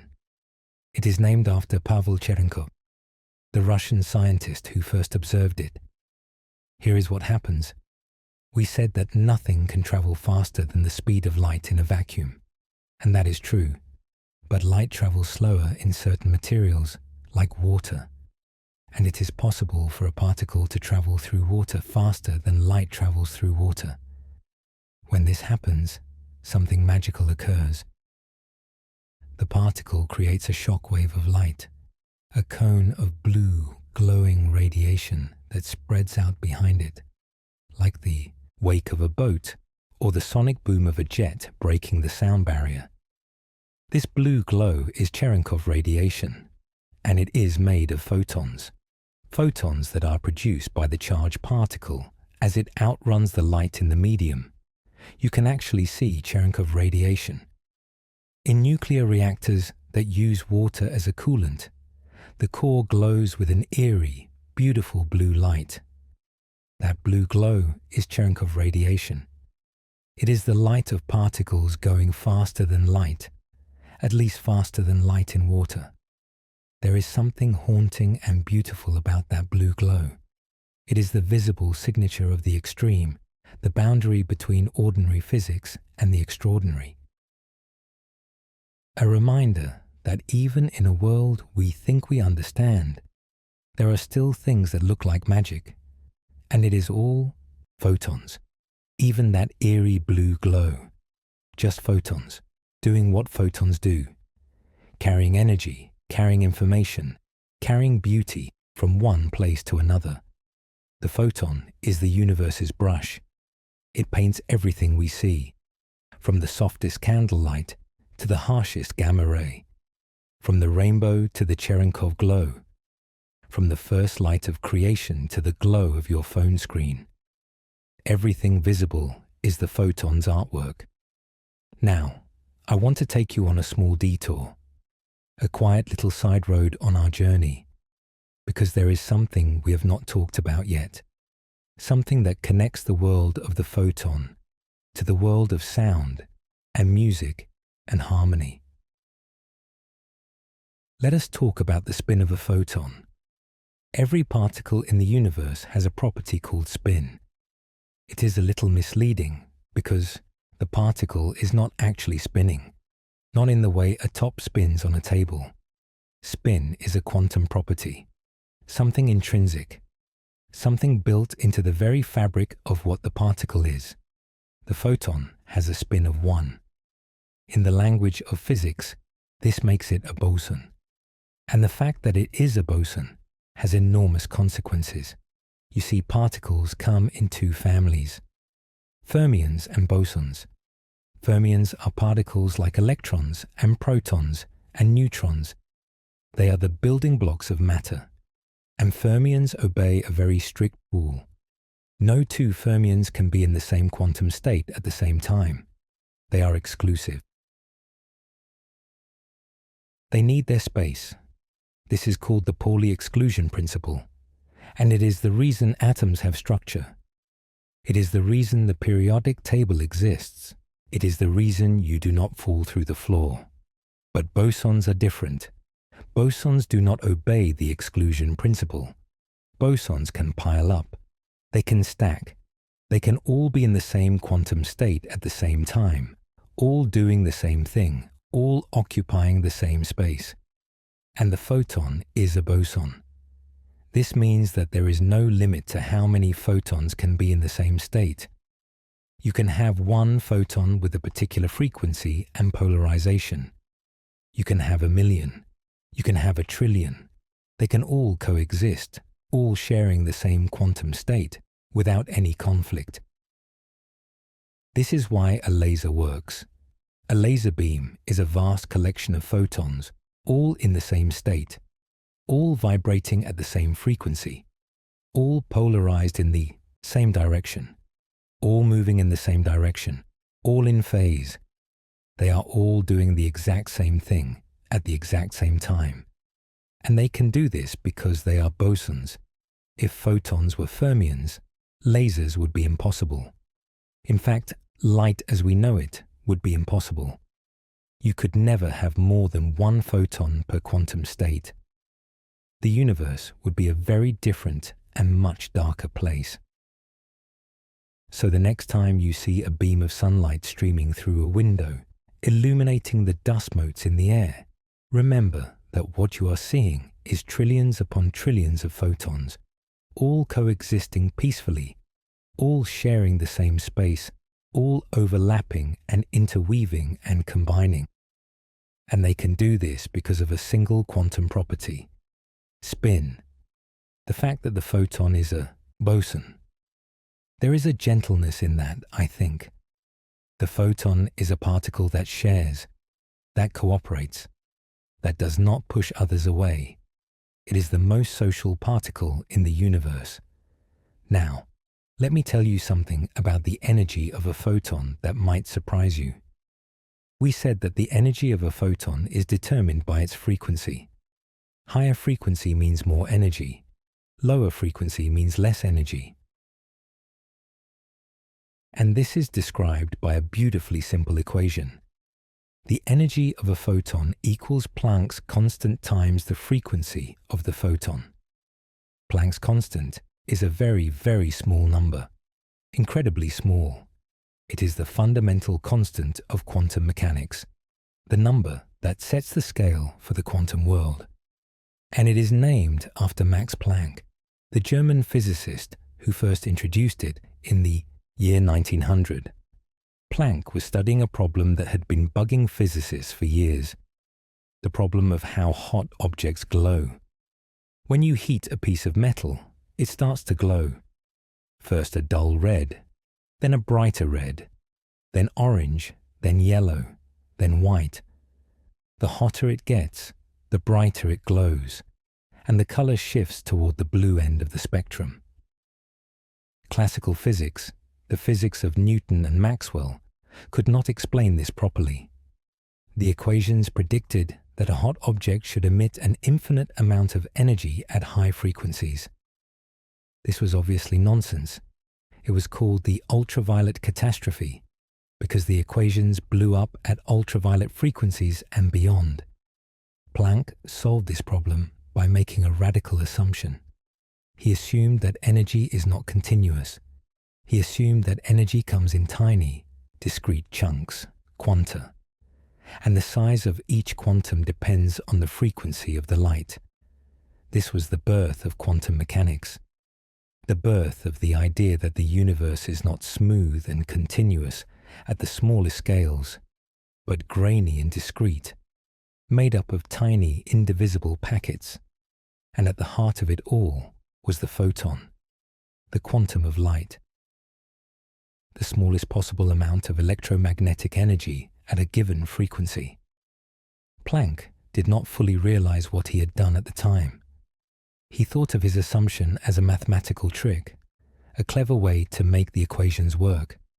It was Einstein, 5 years later, who took the idea seriously and proposed that light really does come in packets, that the photon is a real thing, and the rest, as they say, is history.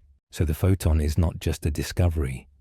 It is the discovery that launched an entire revolution in physics, the quantum revolution. The revolution that gave us transistors and lasers and computers and smartphones and MRI machines and GPS, and so much more. All because a man named Planck needed to explain why hot things glow the way they do. Let us rest here for a breath. Let that story settle into you. The birth of quantum mechanics, the birth of the photon idea, a story that begins with a glowing piece of metal and ends with a complete transformation of our understanding of reality. Now, let me take you somewhere else. Let us talk about something called the Compton effect. Do not worry, we will keep it gentle.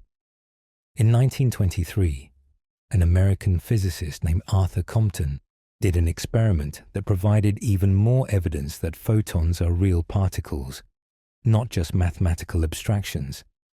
Compton shot X-ray photons at a target made of graphite, a form of carbon, and he measured the X-rays that bounced off. What he found was remarkable. The X-rays that bounced off the graphite had a longer wavelength than the X-rays that went in. Their frequency had decreased. They had lost energy. Now, if light were purely a wave, this should not happen. A wave bouncing off a surface does not change its frequency.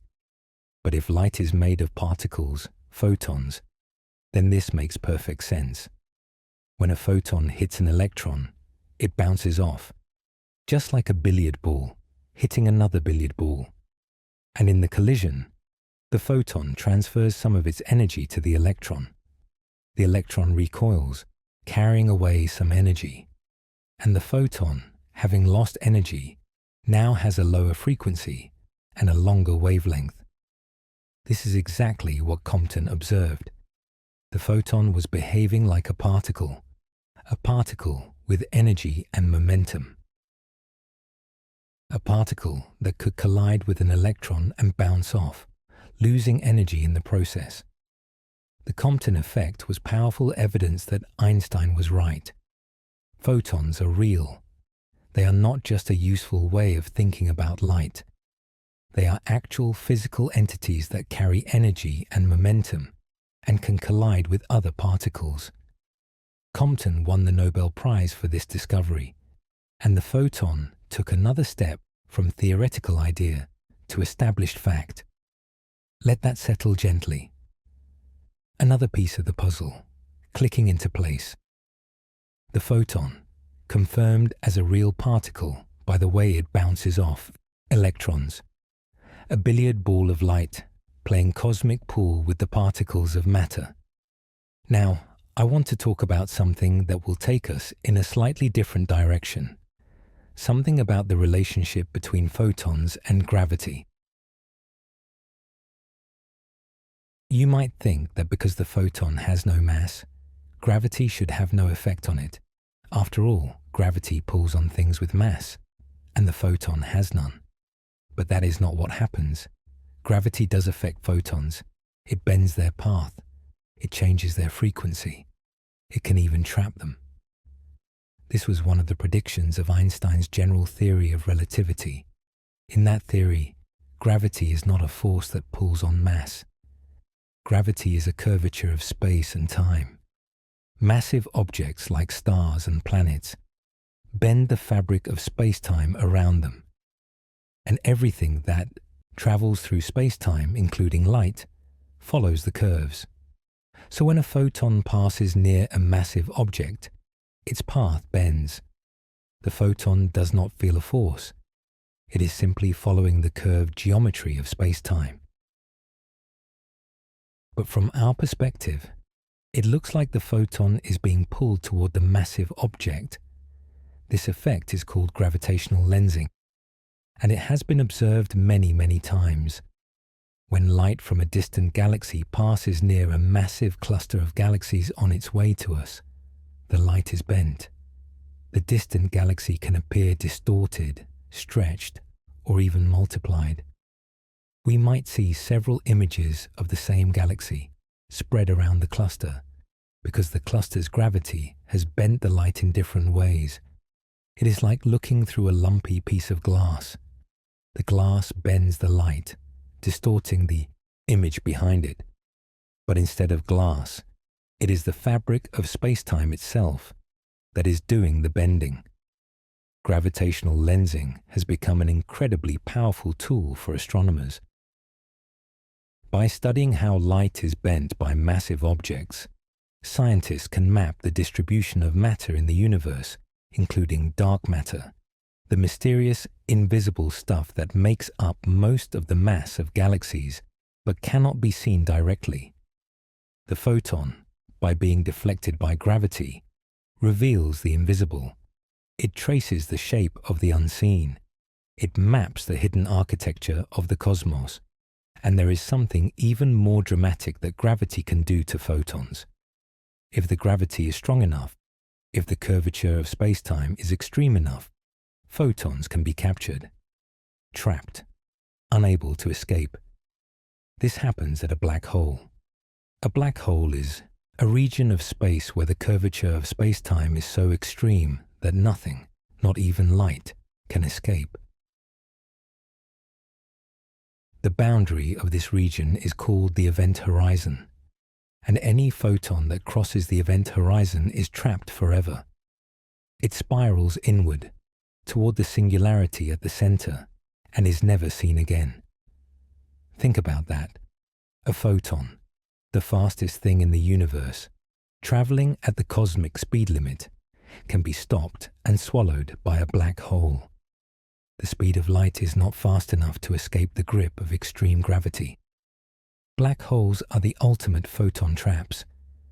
They are places where light goes in and never comes out, where the photon's timeless journey finally ends, not with a gentle absorption by an atom, but with a plunge into the deepest, darkest, most extreme environment in the universe.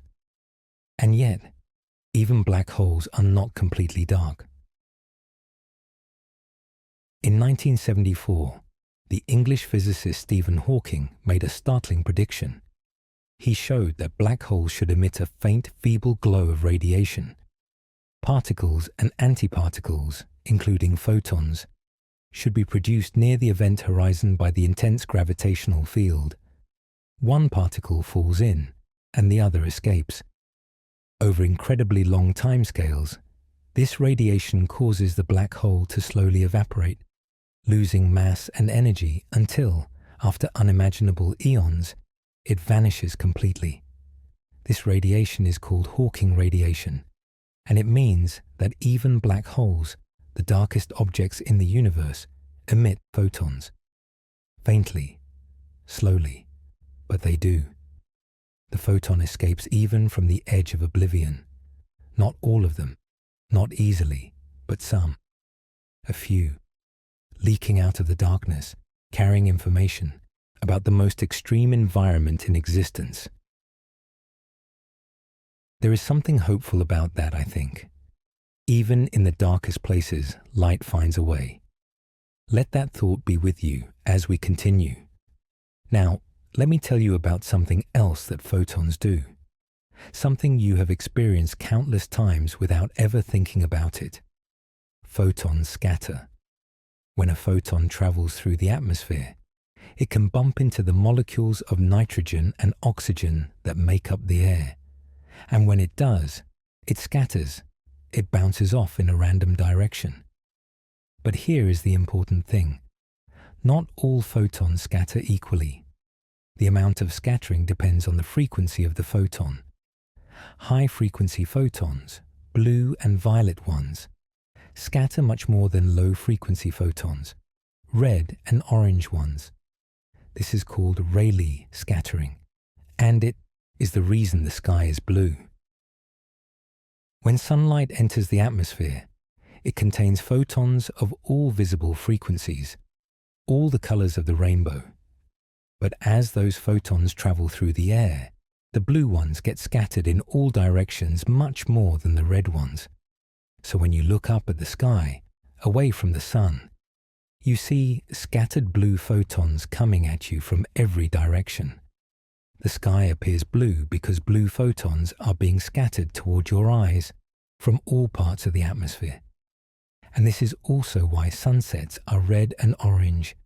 When the sun is near the horizon, its light has to travel through a much thicker layer of atmosphere to reach your eyes. By the time the light arrives, most of the blue photons have been scattered away. What remains are the red and orange photons, the ones that were not scattered as much, and so the sky near the setting sun glows with warm, rich, deep colors. Every sunset you have ever watched, every magnificent display of orange and pink and red and gold spreading across the evening sky, is a story of photons. Blue photons scattered away, red photons surviving the long journey, the atmosphere acting as a filter, sorting photons by their frequency, and painting the sky with the ones that make it through. The beauty of a sunset is a direct consequence of the physics of the photon. Rayleigh scattering, a simple interaction between light and air, and yet it creates one of the most beautiful sights in all of nature. Is that not wonderful? The universe did not have to be beautiful.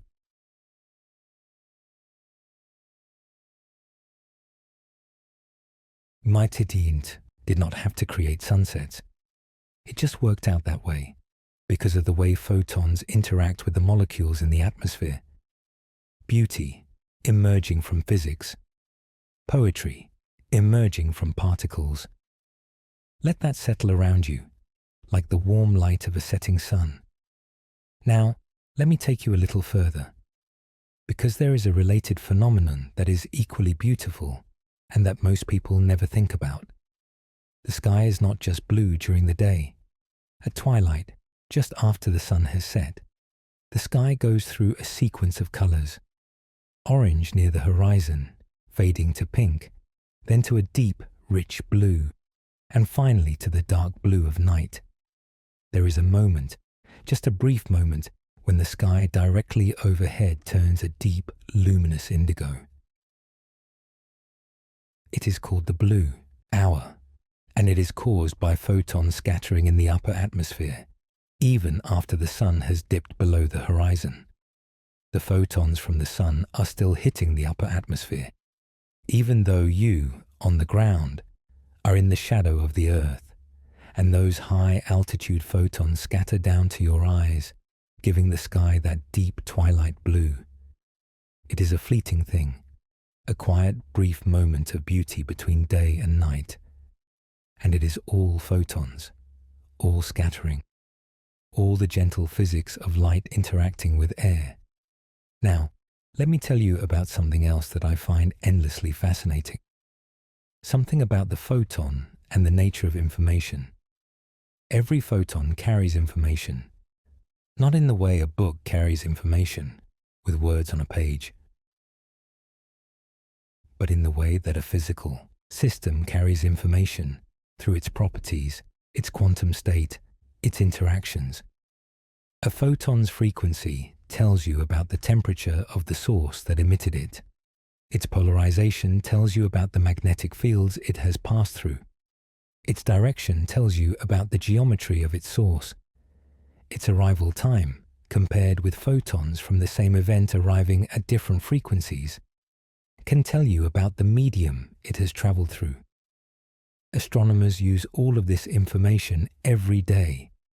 When they point a telescope at a distant star or galaxy, they are collecting photons, and from those photons, they extract an astonishing amount of information. They can determine the chemical composition of a star by looking at which frequencies are present in its light and which are missing. Each element absorbs specific frequencies of light, creating dark lines in the spectrum called absorption lines. These lines are like a fingerprint. Every element has its own unique set of absorption lines. By reading those lines, astronomers can figure out exactly what a star is made of, even if that star is billions of light years away. They can measure the temperature of a star by looking at the overall shape of its spectrum. Hot stars emit more blue and ultraviolet photons. Cool stars emit more red and infrared photons. The distribution of photon frequencies tells you the temperature. They can even detect planets orbiting other stars indirectly by watching for tiny periodic shifts in the star's spectrum. When a planet orbits a star, its gravity tugs on the star, making it wobble slightly. That wobble causes a tiny Doppler shift in the star's light. The frequency shifts a little toward the blue when the star moves toward us, and a little toward the red when it moves away.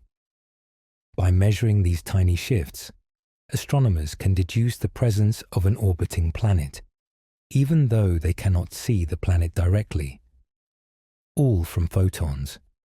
All from the information encoded in tiny packets of light that have traveled across unimaginable distances. The photon is the universe's postman. It carries messages from the farthest reaches of the cosmos to the lenses of our telescopes. And those messages contain the story of the universe itself, its composition, its temperature, its motion, its history. Without the photon, we would know almost nothing about the universe beyond our own planet. We would be blind to the stars, deaf to the galaxies, ignorant of the vast, magnificent cosmos that surrounds us.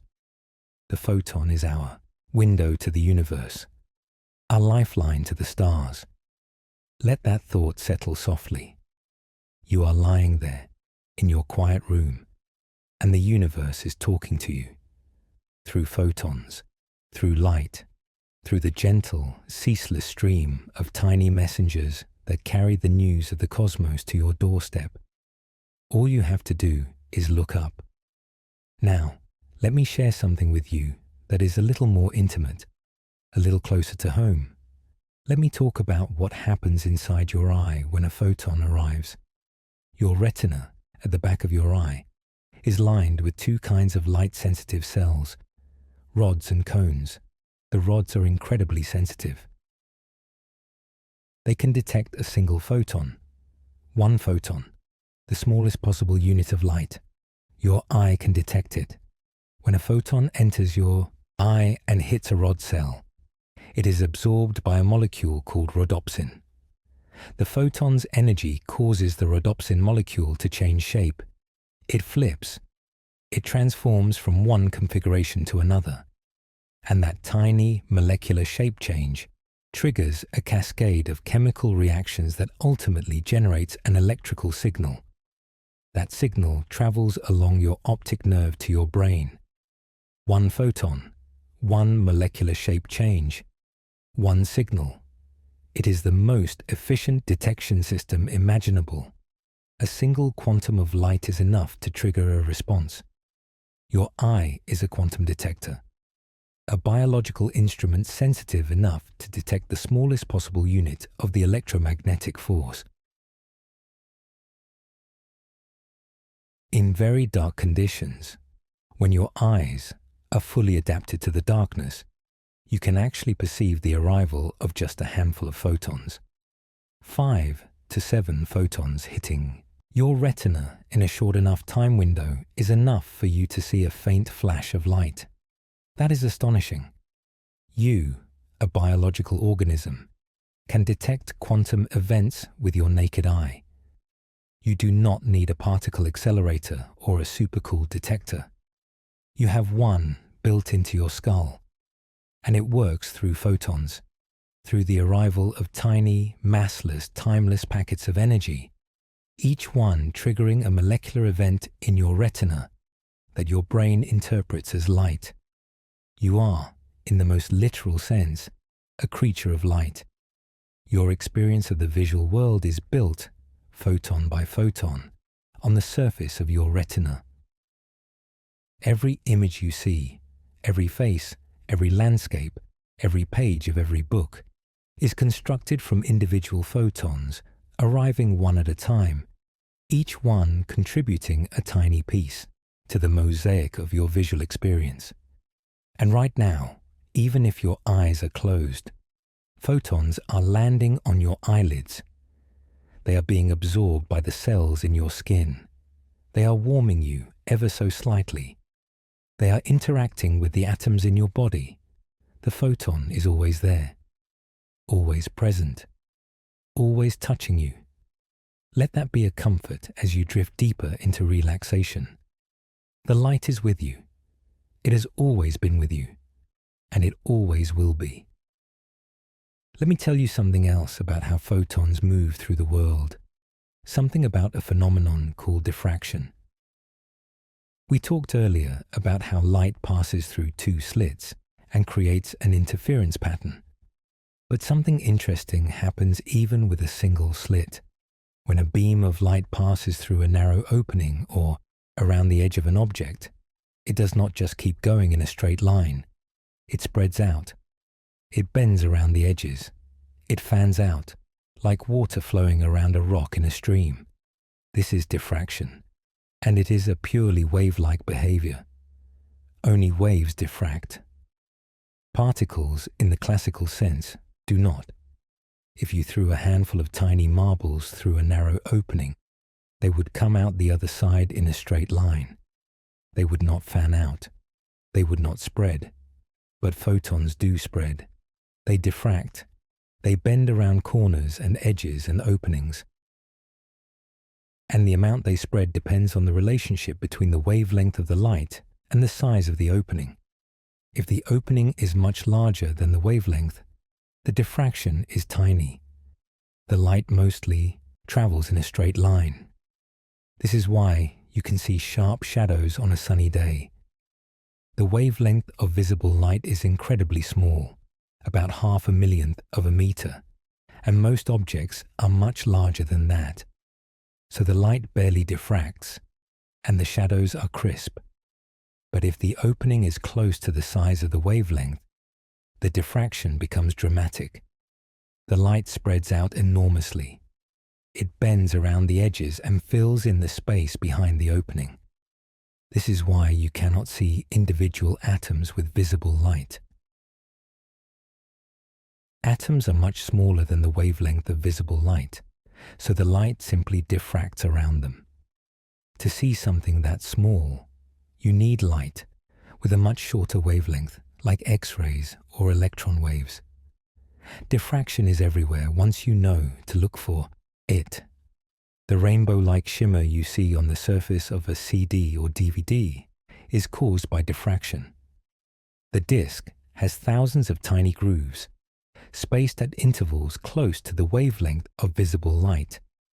When light hits these grooves, it diffracts, and different wavelengths, different colors, spread out at different angles.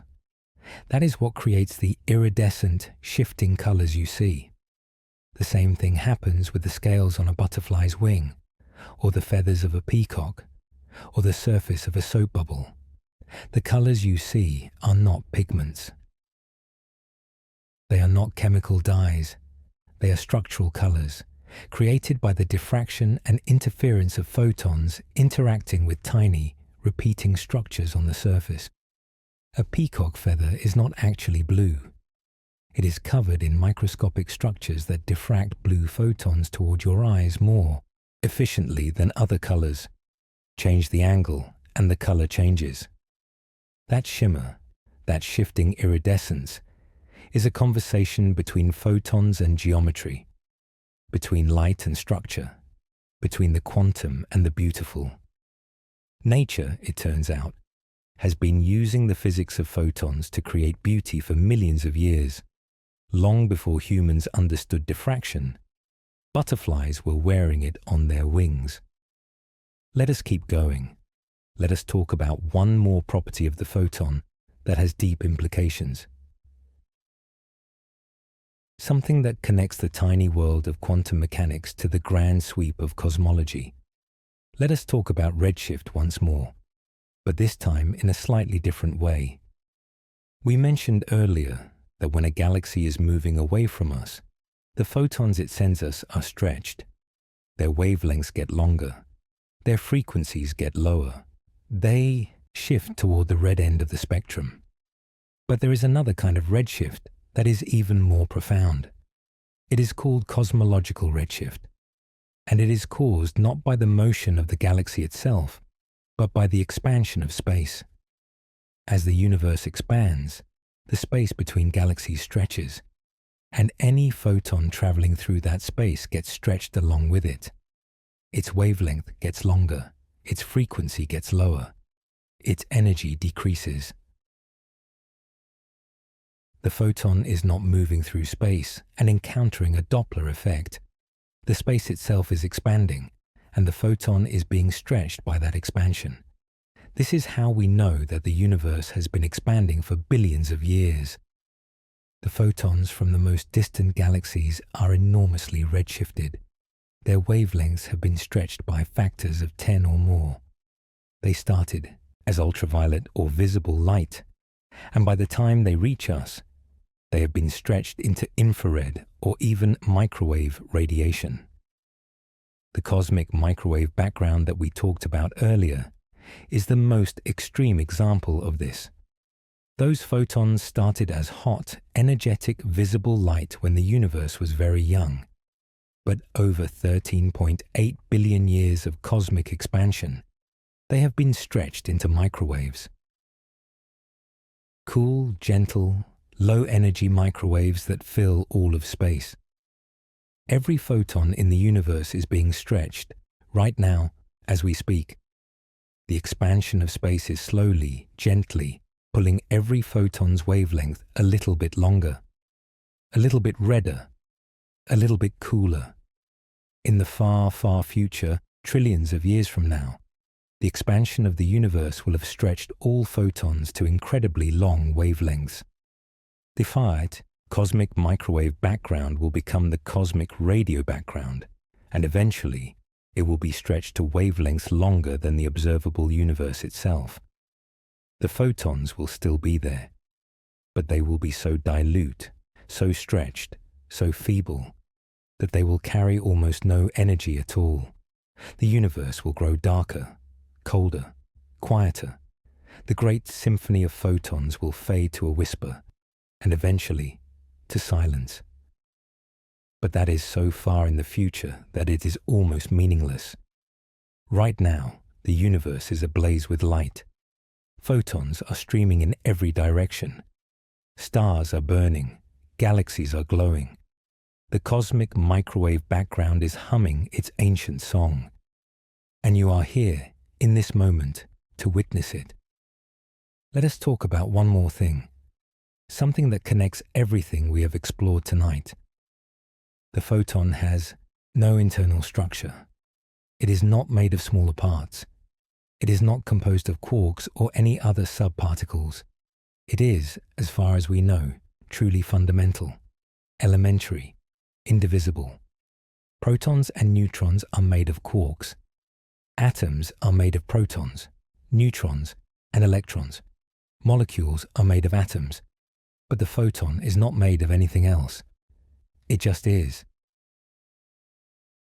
It is one of the 17 fundamental particles in the standard model of particle physics. Alongside 6 quarks, 6 leptons, 4 force-carrying bosons, and the Higgs boson, the photon sits as one of the basic building blocks of reality. Not a composite, not a structure, a fundamental, irreducible element of the universe. And of all 17 fundamental particles, the photon is the one you interact with most directly. You see it, you feel its warmth, you use it to navigate the world. Every visual experience you have ever had is a direct interaction with this fundamental particle. In a sense, the photon is the most familiar fundamental particle. And yet, as we have seen tonight, it is also one of the strangest. Massless, timeless, both a wave and a particle, its own antiparticle. Born at full speed and incapable of slowing down, entangled across the cosmos, bent by gravity, scattered by air, absorbed by eyes and leaves and metal. The photon is simple and strange, familiar and alien, everywhere and nowhere, all at once. And perhaps that is the deepest lesson of the photon, that the universe, at its most fundamental level, is not what it seems. That the building blocks of reality are not solid, definite, common-sense objects. They are fluid, probabilistic, paradoxical things that defy our everyday categories. The photon reminds us to be humble, to be curious, to be amazed, to accept that the universe is stranger than we can imagine, and to find beauty in that strangeness. And right now, as you lie in your bed, in your quiet room, surrounded by the gentle hum of the world, the photons are doing their thing. They are bouncing and scattering and being absorbed and re-emitted. They are carrying the electromagnetic force. They are holding your atoms together. They are painting the darkness with invisible light. The universe is working, quietly, ceaselessly, beautifully, and the photon is at the heart of it all. Now, let me tell you about something called the delayed choice experiment, because it takes the strangeness of the double-slit experiment and turns it up to 11. In 1978, the physicist John Archibald Wheeler proposed a thought experiment that would eventually be carried out in real laboratories. Here is the idea. In the double-slit experiment, the photon seems to decide whether to be a wave or a particle based on whether you are watching. If you do not measure which slit it goes through, it behaves like a wave and creates an interference pattern. If you do measure, it behaves like a particle. Wheeler asked a simple question. What if you wait until after the photon has already passed through the slits before you decide whether to measure? Think about that. The photon has already gone through the apparatus. It has already done whatever it was going to do.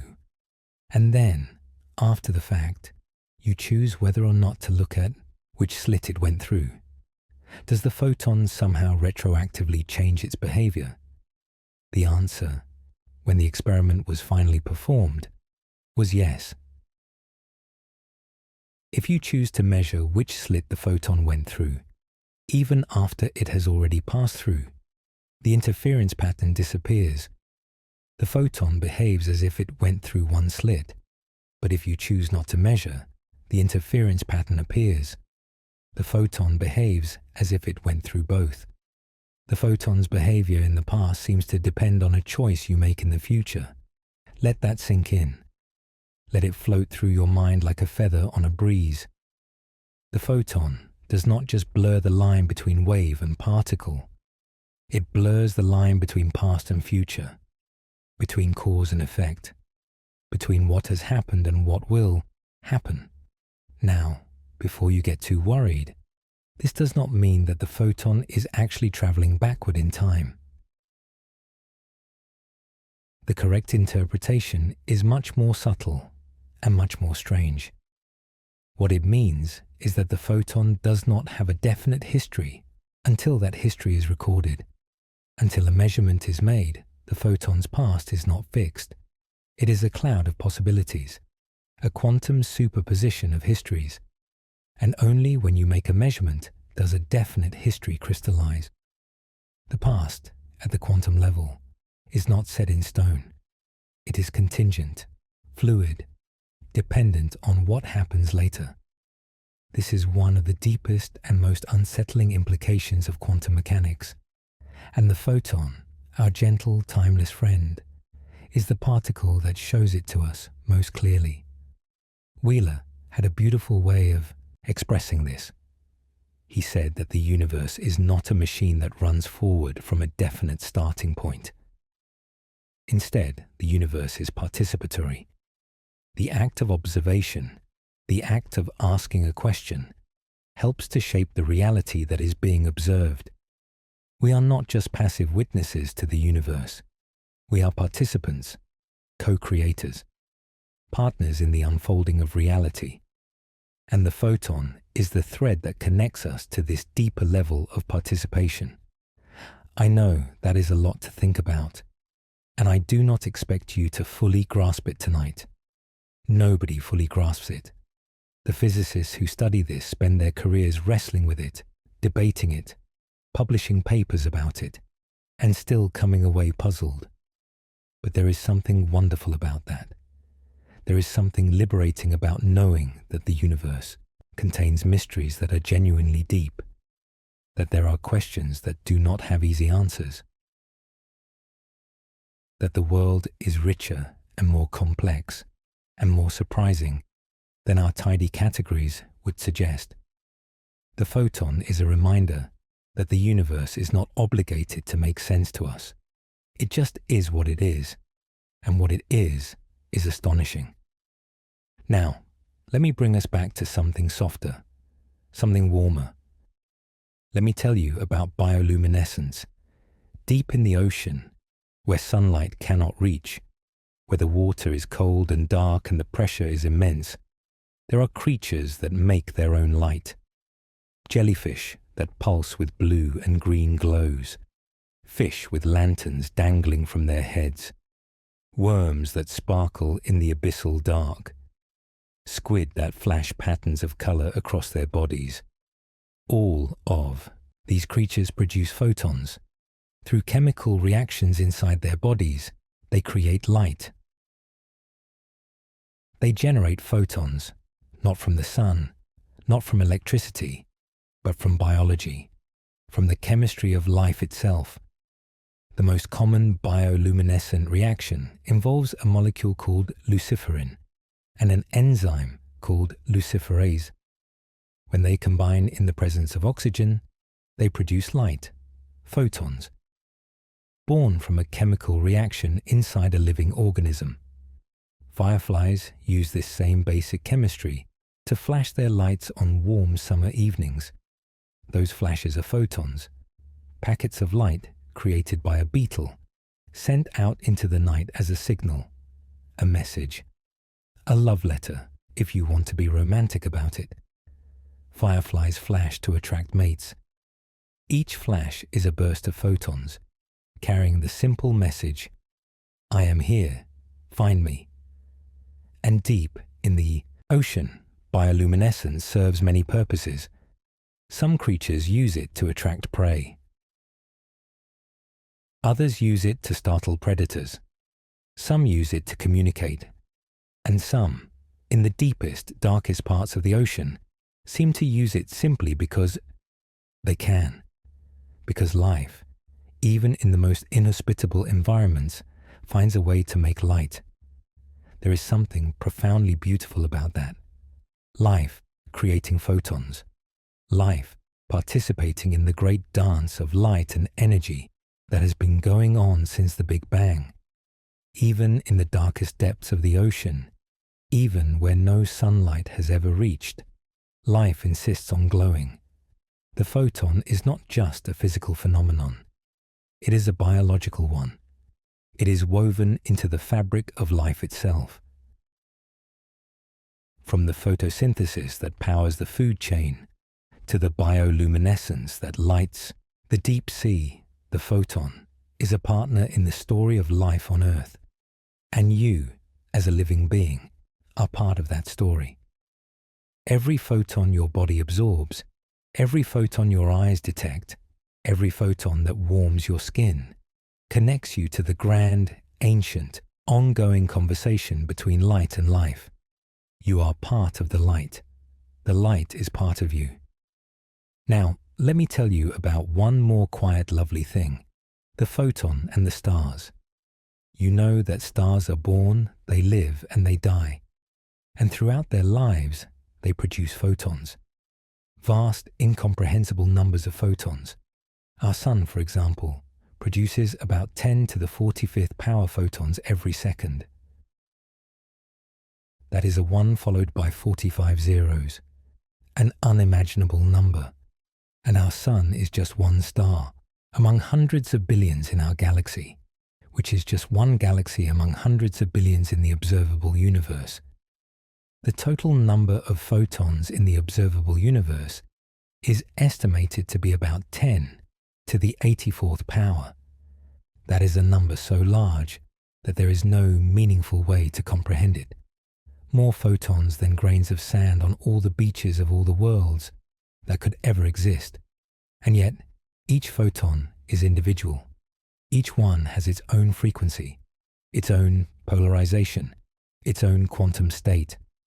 Each one was born from a specific event, an electron dropping from one level to another, a nuclear reaction, a molecular transition. Each one has its own story, its own origin, its own journey. The universe is full of stories, and photons are the storytellers. When a massive star reaches the end of its life and collapses in a supernova explosion, it produces a blinding flash of light. For a few weeks, a single exploding star can outshine an entire galaxy. Billions upon billions of photons released in a single catastrophic event, streaming outward in every direction. Some of those photons have been traveling through space ever since. Some of them are reaching Earth right now, millions or billions of years after the star exploded. And when our telescopes detect them, those ancient photons tell us the story of a star's death, its composition, its energy, the elements it scattered into space, the seeds of future stars and planets and perhaps life. Every heavy element in your body, every atom of iron in your blood, every atom of calcium in your bones was forged in a star that died billions of years ago. And the photons from that star's death are still out there, still traveling, still carrying the news of that ancient event. You are connected to those long dead stars through the atoms in your body and through the photons they released. You are connected to the past, to the deep, ancient past, through light. Let that be one last gentle thought as we prepare to close tonight's journey. You are connected to the universe through light, through photons, through the tiny, timeless messengers that have been carrying the story of the cosmos since the very beginning. There is one more thing I would like to share before we close tonight's journey, something about the relationship between the photon and the passage of time, seen from a different angle. We talked earlier about how, from the photon's perspective, time does not exist, how the photon lives in an eternal now. But let me give you another way to think about this, one that I find especially soothing at this hour. Imagine you are standing by a river. The water flows past you, always moving, always changing. That flow is like time. It carries things forward.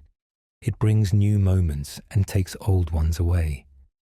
Everything you have ever experienced, every conversation, every meal, every sunrise, has been carried along by this river of time. But the photon does not stand by the river. The photon is not in the river at all. The photon exists outside the flow. From its perspective, the river is frozen. The water is still.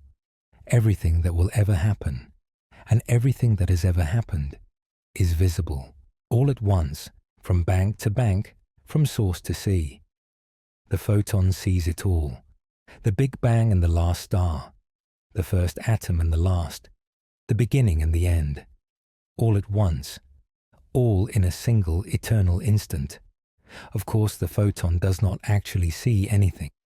It has no consciousness, no awareness, no experience. It is just a packet of energy. But if it could perceive, if we could somehow borrow its perspective for just a moment, we would see the entire history of the universe laid out before us. Every moment, from the first to the last, existing simultaneously. That is what it means to travel at the speed of light. That is what it means to exist without time. And there is something deeply peaceful about that idea, I think. The notion that somewhere, at the most fundamental level of reality, time is not the rushing river we experience. It is a still, quiet lake, and the photon floats on its surface, undisturbed. Perhaps, in the deepest part of sleep, you experience something like this too. A timelessness, a stillness, a moment that has no before and no after, just rest, just being, just the quiet hum of existence. If so, then sleep might be the closest we ever come to understanding what it is like to be a photon, a state beyond time, a state of pure, simple being. Let that thought carry you now as we begin to close. There is also something I want to say about gratitude, because I think the photon, in its quiet way, teaches us something about giving. The photon is born with a gift. It's energy. That energy comes from an electron that dropped to a lower state, or from a nuclear reaction, or from the acceleration of a charged particle. And the photon carries that gift outward, into the world, at the speed of light. It does not keep the gift. It does not hoard it. It carries it faithfully across whatever distance is necessary, and then it gives it away, completely, fully, without reservation. When a photon is absorbed, it gives all of its energy to whatever absorbs it. There is no remainder. There is no leftover. The photon gives everything it has, and then it is gone. It ceases to exist. Its identity dissolves. All that remains is the energy it transferred, now living on in the atom, the molecule, the cell that received it. The photon's entire existence is an act of giving. It is born to deliver energy from one place to another, and that is exactly what it does. Nothing more, nothing less. In a universe that can sometimes seem indifferent, the photon is a quiet reminder that transfer, that giving, that connection is built into the very fabric of reality. At the most fundamental level, the universe is constantly passing energy from one place to another through photons. The universe is constantly giving, and you are both a giver and a receiver. The photons that hit your body are absorbed, and their energy becomes part of you. And the warmth of your body, the infrared radiation you emit, sends photons back out into the world. You are constantly receiving and giving photons. You are part of the great exchange, part of the cosmic conversation of light. And now, truly, it is time to begin our descent. Time to let the ideas settle and the mind grow quiet. We have covered a great deal of ground tonight, you and I. We have travelled from the debates of the ancient Greeks to the cutting edge of quantum information science. We have explored the birth of a photon, its timeless journey through space, its strange quantum behavior, its role in the structure of matter, its connection to life itself. And through it all, the photon has remained what it always is, a tiny, massless, ageless, charge-free packet of electromagnetic energy, a thing that is both a wave and a particle and neither, a thing that experiences no time, a thing that can be entangled across the width of the universe, a thing that holds atoms together and paints the sunset and carries the image of a star to your eye. The photon is the simplest and the most mysterious particle we know, and it has been with us since the very beginning, since the first light of the Big Bang flooded the infant universe, since the first atoms formed and released their photons into the void, since the first star ignited and sent its light cascading across the cosmos. The photon has been there through all of it. Patient, tireless, timeless, and it is here now, in this room, landing on your skin, passing through the air, bouncing off the ceiling and the floor, a sea of tiny messengers, each one carrying its own story, its own frequency, its own quantum state. You are swimming in an ocean of light. You always have been. You always will be. And as you close your eyes now, as the last thoughts of the day begin to fade and the warm, quiet darkness of sleep begins to gather around you, remember this. The light is not gone. It is just waiting. Waiting for you to open your eyes again. Waiting to show you the world, one photon at a time. Every morning is a reunion with the light. Every time you open your eyes, billions of photons rush in to greet you. They have traveled from lamps and screens and stars. They have bounced off walls and trees and faces. They have carried the world to your doorstep. And all they ask in return is that you look, that you notice, that you let them in. So sleep now, friend. Rest easy. Let your body be still and your mind be quiet. The photons will keep their vigil while you sleep.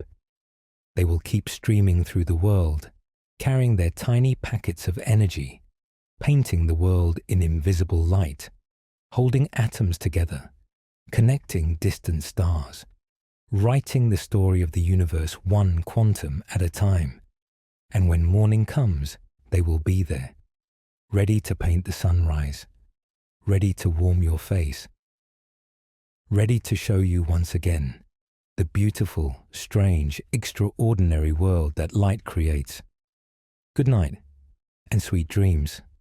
I hope tonight, somewhere in the warm folds of sleep, you dream of light, of golden, gentle, ancient light, streaming across the cosmos, traveling since the beginning of time, arriving at last in the quiet sanctuary of your resting mind. Thank you for being here. Thank you for listening. And thank you for letting me share the wonder of the photon with you. Until next time, this is Cosmic Drift. Drift gently, sleep well, and I will see you in the next one.